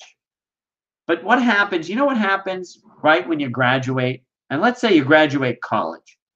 You graduate college with 30 to or more $1,000 in debt, and a lot of times you haven't had 1 minute of education. You're 25 years old. You haven't had 1 minute worth of education about money, and you're in debt. And as soon as you graduate, everyone says, "So, what are you going to do to make money?" And everybody's like, "I don't know." You don't know? And the answer should be, well, you just made me waste 25 of my goddamn years studying a bunch of shit that is not going to help me make money, and nobody taught me anything. So, sorry, got off on a tangent. What was the question? So, yeah, so if you're interested, message me. I actually, when I get my course done, I'm going to try to get feedback on it. So maybe I'll post it. Just some of the things I've got here at the beginning where we'll talk about, what spending is. Spending is when you have money and you buy something that ceases to exist shortly after you buy it. Food, right? Watching a movie. You pay for it and then you do it and it's gone. Saving is when you save your money, maybe a piggy bank, or let your parents hold it for you. If you can trust them, right? Talk about what saving is. Then there's investing, where you give your money to somebody else with the idea that not only are you going to get the money back, but you're going to get the money back plus more, right? And then income is a way to have money coming in, either from investment or from work you do. And then we're going to talk about ways to make money. And I want to dig deep into the whole lemonade stand thing, like do a business plan. How much are we going to make? What's the projections? How are we going to do it? Do some marketing, do the lemonade stand, try to make a bunch of money, then count up the money and see what happened compared to what we planned. All based on what that is, go back out there and do the lemonade stand again. Sort of take it seriously. I think that could be a good exercise.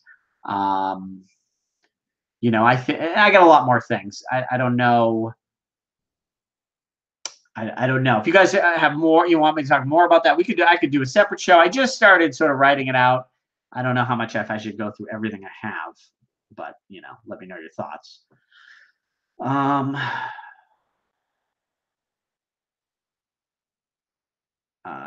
Can you talk? Okay, why would you redistribute it and kill something that's running? Gains are exponential on the back end.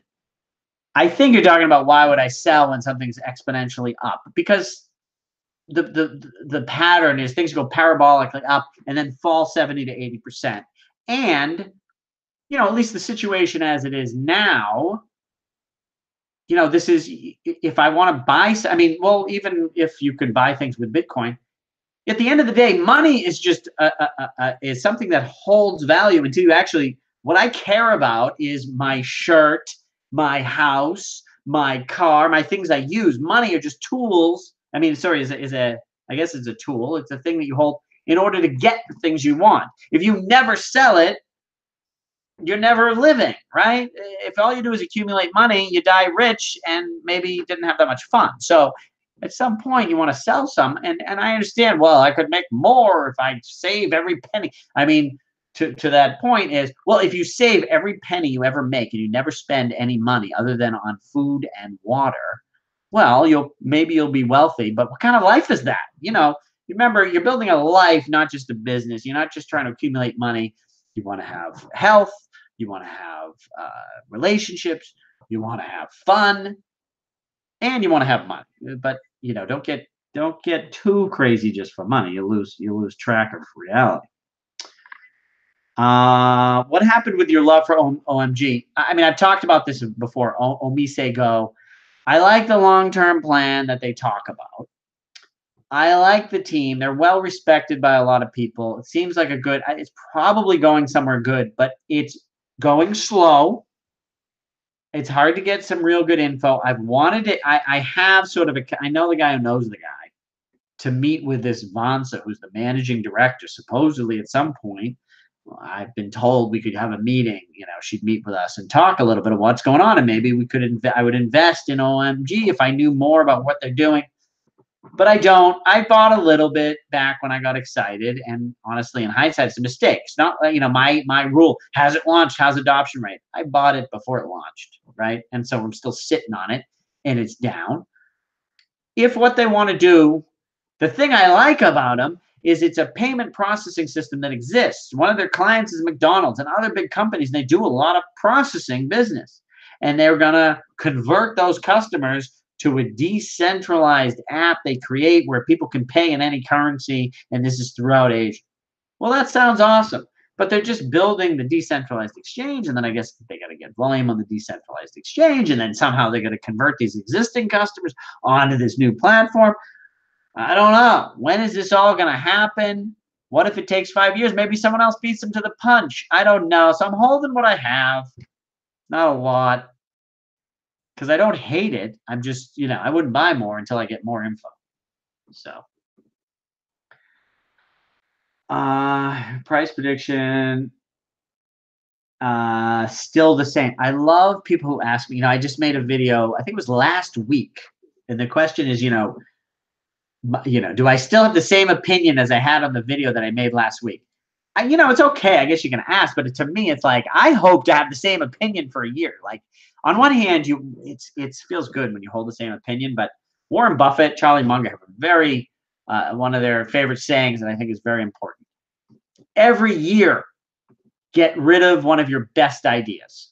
That is something you've had as a best idea, and now just look at it and go, you know what? It's not a best idea anymore. Get rid of it. So you do have to change your mind. You don't want to fall too much in love with your ideas. But at the same time, if I'm changing my mind every week, what's the point of making up my mind, right? So I said, hey, Bitcoin, and this is not even, this is just, first of all, you can't price predict anything. When I bought Bitcoin, and I got in around, let's say it's around 350 average price. I remember I did some predictions. Like I looked at past, I said, oh, I bet it'll go to 4,000 and then it'll crash to like 1,500 and then start going up again. That was my prediction. I was wrong. It went to 20,000 and crashed. At this point, looks like crashed to 6,000. So I was totally wrong. So this time I'm predicting it goes, what did this person say? That I said 200 to 500? I would say 100. I don't remember what I said in my video. Maybe it has changed. I think if we're at 6, the next boring period is around 50 to 60,000 is what I would guess, right? But that means it could run over 100, over 200, 300, 400,000, and then crash to the 50 or 60. That's the fractal pattern that we follow. But the fractal can follow its pattern, yet be sort of wildly different in how high it goes, how long it goes up high. There's a lot of variables regarding time and amounts that allow it to maintain the parabolic move up, crash, and then boring period. There's so many variables within that it can maintain that structure, but you can be sort of way off with your prediction. So in other words, it's sort of like with almost anything, you can't, I don't know, never mind an analogy there. Someone's question, stellar and fidelity, meaning is stellar fidelity. There's some rumor. Well, it's not a rumor. Fidelity, I already mentioned this earlier in the video. I think the guy who's either in charge or high up in the Fidelity buying Bitcoin for their client used to work at Chain, which is now Interstellar. And I think that makes him positive with Stellar, and that they're going to use Stellar for transferring money. Maybe. Hey, that would be great, but I don't know. Until they announce it, I don't know. So is it true that Stellar executives hold 60% of all the Stellar?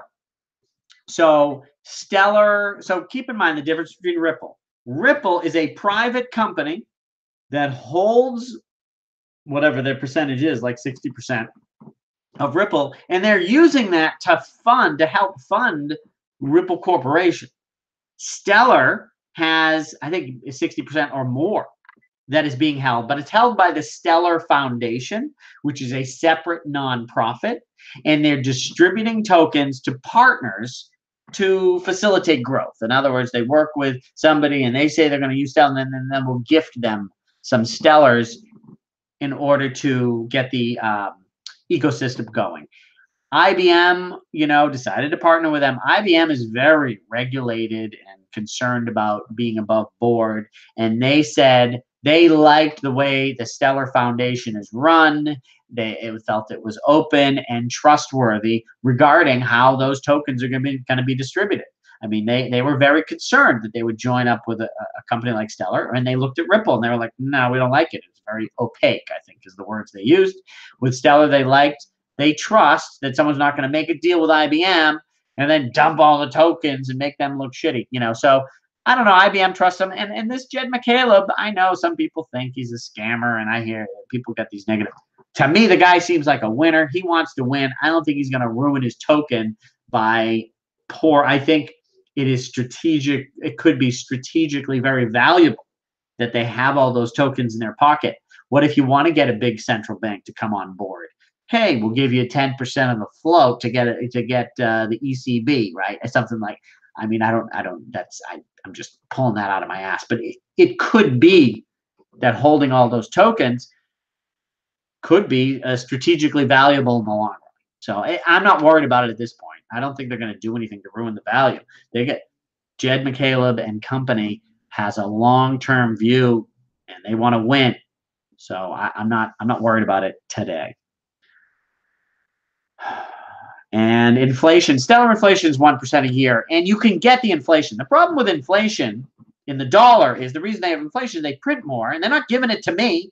If the Federal Reserve printed money and sent me a check, I wouldn't really have a problem with the printing. The problem is they print money and they give it to the banks only after they lost a bunch of money. So I get diluted. With Stellar, there's 1% inflation, but I get the 1% or close to it. There's something that's used for transaction fees. I don't know what the heck. I can't remember how it works exactly. But most of the inflation I'm getting, and it's 1%. So I don't mind it, at least not today.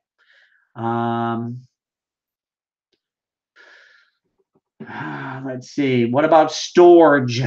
So Storage is a decentralized storage company. I like the people on that team. I think they're building a cool product. I just, what is the value of that token? That's another one. I bought some. It's really in the shitter.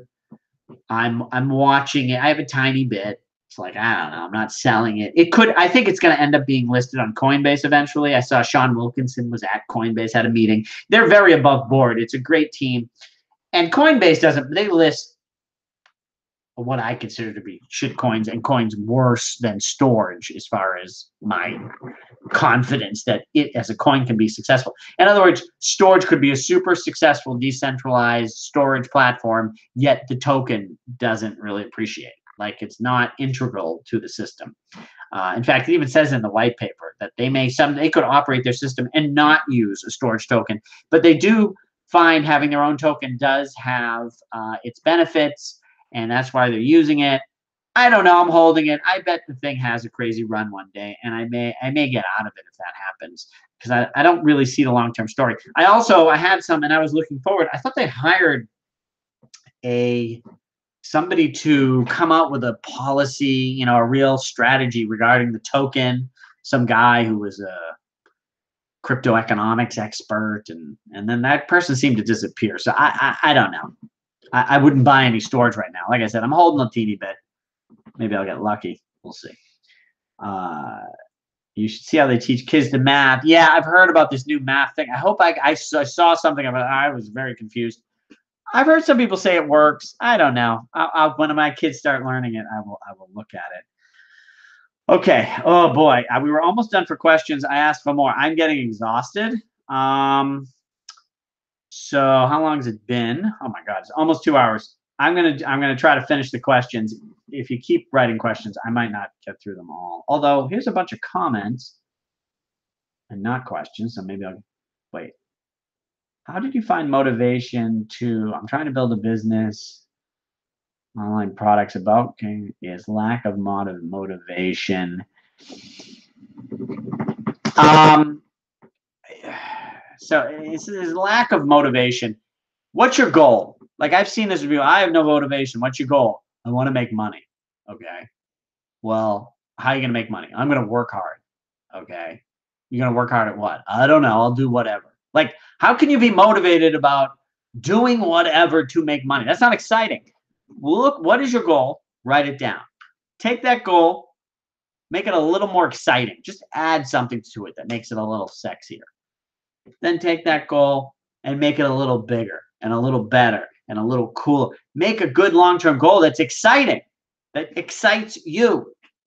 Then you'll be more motivated. And then take it. You have to attach it to reality. You mean 5 years from now, I want to be, I want to own 5 yachts that fly and all this crazy shit. Oh, and now that's exciting. But if you just have that as some cuckoo dream, well, then if you're going to have 5 yachts that fly, I mean, well, then how are you going to get 1 yacht that flies? You're going to need how much money? Well, and how are you going to get that much money? Well, you're going to need this much 3 years from now, and you're going to need this much 2 years from now, and you need this much 1 year from now. Well, how are you going to get that much in 1 year? You're going to do this, and so you have to attach it to reality. I've got a video on my channel. Check it out. BASE. Brainstorm, analyze, strategize, execute. Talks about that's the process I've always used for getting shit done. And when you're in the brainstorming, keep it exciting. I think I say that in the video. Watch my BASE video. It's on the homepage of my channel. Watch that and follow some of those steps. Also, honestly, the question that you wrote here too, you've got to take some time to write shit and then go and read it and edit it and be particular, be specific. Just the way you wrote this question tells me that you're not really serious and you're not digging deep enough. Okay.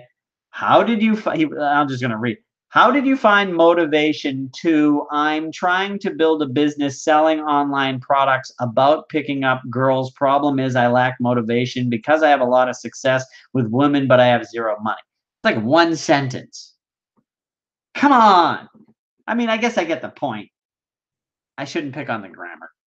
The point is here, I think your issue is with planning. A, and not making it exciting enough, and B, in not being getting deep enough into it. So watch that video and let me know your thoughts on that. I'd be happy to help. I love, and if people want to come on the show and do like a mentoring thing, like what are you working on? How's it going? I love helping people with business ideas. A lot of fun. As I've said, but in that thing with the brainstorming, you come up with a list of brainstorm ideas. You want some help going through the ideas, coming up with a business plan? Love doing that shit. We can do it on the live show. I enjoy. Did you know ETH Constantinople hard fork is delayed until, yes, they tried to do the test net and the whole thing broke and they're like, oh shit. I think by today, I haven't heard, they were going to do a full, dig in, see the problem and sort of come out with a new plan based on that. I don't think they've come out with the new news. It was delayed. I'm not worried about it. These guys, the smart people, the stuff isn't easy. They'll make it through. It'll launch. It's unfortunate. It may be delayed. I mean, it looks like it's going to be delayed unless they found it was something really stupid and easy. But most likely it's delayed a little bit. But I think it's still coming. But I'm going to follow and let's see what they say. I think within a few days we're going to hear what Ethereum, has said about, and don't read the news and Reddit and conspiracy theories about what the fuck happened. See, what is Vitalik Buterin? What is Vlad Zamfir? What does whoever is somebody, in charge, someone who's committing code, what do they say is happening? Listen to the experts. Don't listen to some news article who says, now the whole thing's going to crash. Bottom in for you, Dave. I've got nothing in my bottom. No, I'm not using any butt plugs. Why you ask? No, I bottom in for you. I made a video, now it's a few months ago, where I predicted that in June we hit a low of 5,800, and that was going to be the low in Bitcoin. We wouldn't see 5,800 again. I wouldn't bet my life on it. I'm not betting my life on it. I don't invest based on price predictions. But I threw it out there. I don't know. I bet that's the low. So far, I'm right. People are like, oh, you still think you're going to be right? I think I'm right until I'm proven wrong. If it goes below 5,800, I'm no longer going to think that that was the low because it went lower. Until it goes lower, I think I'm right. So I think the low was in. We will see. What's the subject? You can listen to the beginning of the video later. I'm going to do a weekly live show. It's going to be Thursdays at 6. I will make some announcements. I will have some statements, and then I'm just taking questions. So, let me know. You hear of the book Life After Google? I haven't heard of that. That sounds interesting. I'm going to look it up. In fact, I'll just quickly look it up right now. What I do, I go to Amazon, Life After Google, and it's a bestseller. 40 stars, has 4 stars each. I love it when things are more than 4 stars, 4.5 or 5. And I like to go look at, I always look at what are the 1 stars, right? What are people saying who voted 1 star? And it's 12% had 1 star.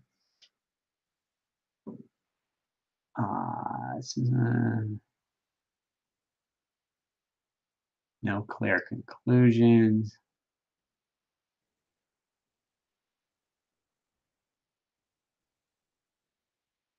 People are saying there's no conclusion. I don't know. I might, I'll tell you what. I'm just going to I'll probably just buy it, right? I think of all things, well, I don't know. I don't want to, what is it called? Life After Google. Life After Google book. Of all the things in life to spend money on, I like to be not too stingy with books. If I think something might be a good book, I just buy it. How much? Well, this is $15, which is expensive for a Kindle. But if I read a couple chapters of all the things you spend money on, I mean, granted, I may have more money than some of you, but in general, I like to buy books first, ask questions later. To an extent. I'm not saying I buy everything, but this I'm interested in Google. Does the price of XRP need to be high? I don't. XRP is not integral. If people start using it as a store of value, it will have some value. I think my thing is the same thing I said last year with Ripple, which is the management uses it to make money. I mean, and to support the private company. They don't want it to go to zero. At the same time, when it goes high, they sell some off. So I just don't expect it to go to the moon because when it goes up, they're going to sell some off. And like I said, if it starts going down, they'll protect it because they don't want it to go to zero. So I view it more as a trading vehicle than I don't like to hold it. Stellar inflation is only real. Okay, that's not a question. Thank you so much. Ooh, are we done? Still think ADA is going to zero. It was hit pretty hard. Yes, I do think ADA is going to zero. And it's mostly just a philosophical thing for me. I think one of the most important things, whether it's business, just running an organization, is that most learning is done by doing. Good ideas are learned over time by putting something out there, learning from it, and editing it. And the Cardano philosophy is very arrogant in having a different philosophy. I don't just mean they're arrogant because they have it. They have this other philosophy that I don't agree with, and it's like very important to them. This idea that they do tons of research ahead of time so that they launch it perfectly from the beginning. And I just don't believe in that in general as the thing. I don't think that exists. And I think having that philosophy will hurt them. A lot of I made a video. I think this one's called I'm not buying Cardano and I'm not an idiot, because I said Cardano's going to zero. I got a ton of, oh, you're an idiot. You're an idiot. So then I made a video. If you search for idiot on my videos, that one should come up. And that sort of talks about my philosophy on Cardano and why I just don't believe they will move fast enough and be successful. I don't think it's going to zero as quickly. I think BCH, Bitcoin Cash, goes to zero. Of all the ones I predicted might get there first. These things also tend to go slower than you think. When you see stocks that might be in big trouble, they go down faster because there's more leverage in the system, and you have short sellers like freaking doing advertising to promote the bad news. Whereas there's not, in the crypto world, there's not that much leverage, and people are just holding stuff, and I don't know, it seems to go down. I find that it's the opposite. In the stock market, things go up slowly, and then when they go down, they fall like a rock. In crypto, they tend to shoot up really fast and go down really slowly. It's sort of the opposite, I notice. And so these going to zeros take a while. And part of Cardano's thing is, oh, we're in it for the long game. We're going to launch. It's going to take us longer to launch, but when we launch, it'll be perfect. And so that sort of buys them more time as well on the whole doomsday scenario, because they'll just say, well, we don't just launch shit. We launch great stuff. So just hang in there. You know what I mean? So, but I don't like it. I wouldn't invest in it.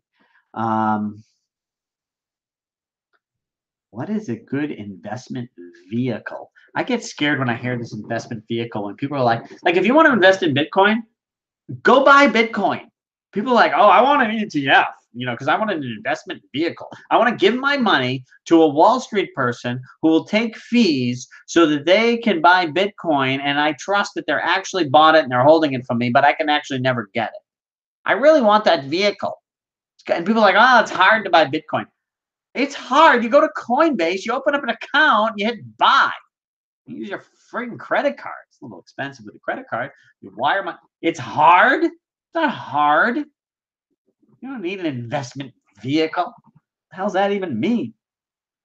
Are you looking forward to, Bitcoin, are you looking forward to the Bitcoin difficulty adjustment? So Bitcoin has a well-defined supply thing where they cut the amount of Bitcoins that are rewarded in mining are cut in half every 4 years. In 2020, the reward for mining Bitcoin gets cut in half again. This lowers the speed at which the supply increases further.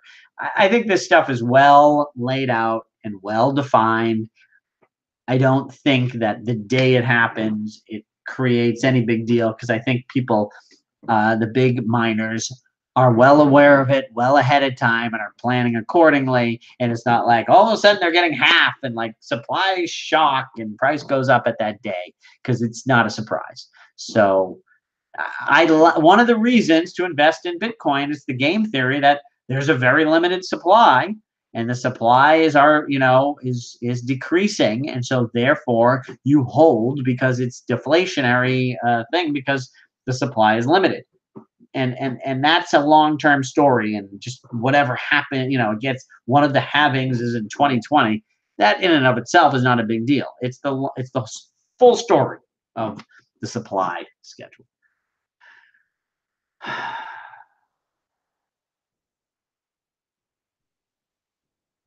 Okay. Yeah. So there's one more question. Wait a second. There's one more question. What are your thoughts on XMR? There are, XMR and Zcash seem to be the leading, and maybe there are others, but leading privacy coins. There's other things for privacy, but I feel that privacy will come to Bitcoin and Ethereum. I think it's going to be an 80-20 rule, and most of the basic privacy things that individuals need will be available in Bitcoin and Ethereum. There'll always be some niche privacy coins. Now, if you need privacy today, you don't really have it on Bitcoin unless you can figure out how to use the Lightning Network, and maybe there's something, but you don't really have it in Bitcoin, Ethereum today. So privacy coins sort of are good today, and maybe they'll maintain a lead. But in general, I think that most privacy issues will be in Bitcoin and Ethereum in the long run. I like to think about the long run, so I don't buy privacy coins. I'm holding Bitcoin and Ethereum for the long run, and Stellar for the long run, because I believe they will all have enough privacy in there. And I don't want to try to bet And I don't use privacy coins. I don't care. I don't need it. So I'm not an expert in it either. If I really thought there was a value and I was using XMR and I was like, then I would know maybe, but no. So, anyways, I'm not. I don't bother with privacy coins. And then so Ethereum's inflation rate is a little higher than the others, but it's being lowered with this upgrade. Whenever that happens, Constantinople, they're gonna reduce the amount of coins issued for block from I think 3 to 2 or something. Um, so, but it's about adoption at this point. I'm not worried about Ethereum's inflation either, to be quite honest with you at this point. It's about whether if it gets adopted, it becomes this financial stack and there's very important, big, popular dApps running on it. That is way more important than the inflation rate at this point, unless it was some crazy inflation rate. But 7%, as this guy says it is now. I don't know exactly what it is now, but it's about to be cut, I think, to like 4%. You know, I mean, the dollar, what's the dollar at? 4%, 3%. It's been 2%. I don't know. Anyways, and also when dollar inflation, I don't think they include inflation when we talk about in crypto. It's just the amount that is printed. It's not in prices, right? With the dollar, we talk about inflation is just how much prices go up, not in how much they print it. Dollar, they just printed. They went from the base at Federal Reserve was 1 trillion, and they printed all the way up to 4 trillion. They did a 4x print in 2009. So we're not seeing it in prices, but maybe we're seeing it in assets. Maybe we're seeing it in bank valuations, things that aren't normally counted as inflation. So we're sort of, when we talk about inflation in crypto, it's very different than when we use the word for US prices. If in crypto, it means purely how many are printed.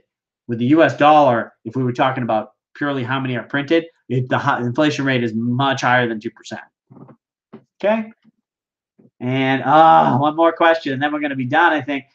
How do you track everything for taxes? Don't sell anything. That's how you track it. It's painful. I don't even know with like if you trade for like Ethereum for Stellar, what was your cost basis? Like, are they really tracking that? Like, how do you even figure it out? Honestly, if you do a lot of trading, get a good accountant, I guess. And it depends how much. I mean, if you convert to dollars, if you're actually taking profits and then converting it to US dollars, you better do it right because they're probably going to notice, and maybe someone's going to check your work. If you're just doing a couple dollars in crypto to crypto and you can't figure it out exactly, and I don't think anyone's going to really worry about it. You know what I mean? I don't know. I don't. I try not to trade, so I don't have to worry about it. And I have an accountant, and he tells me how to handle things. And honestly, a lot of times, I think it's very like.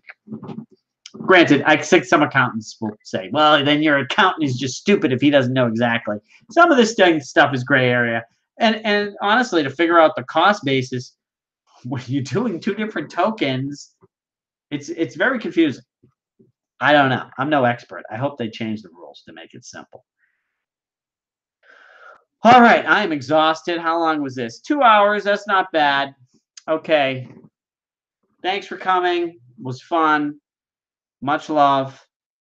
Keep it real. Keep watching. See you soon.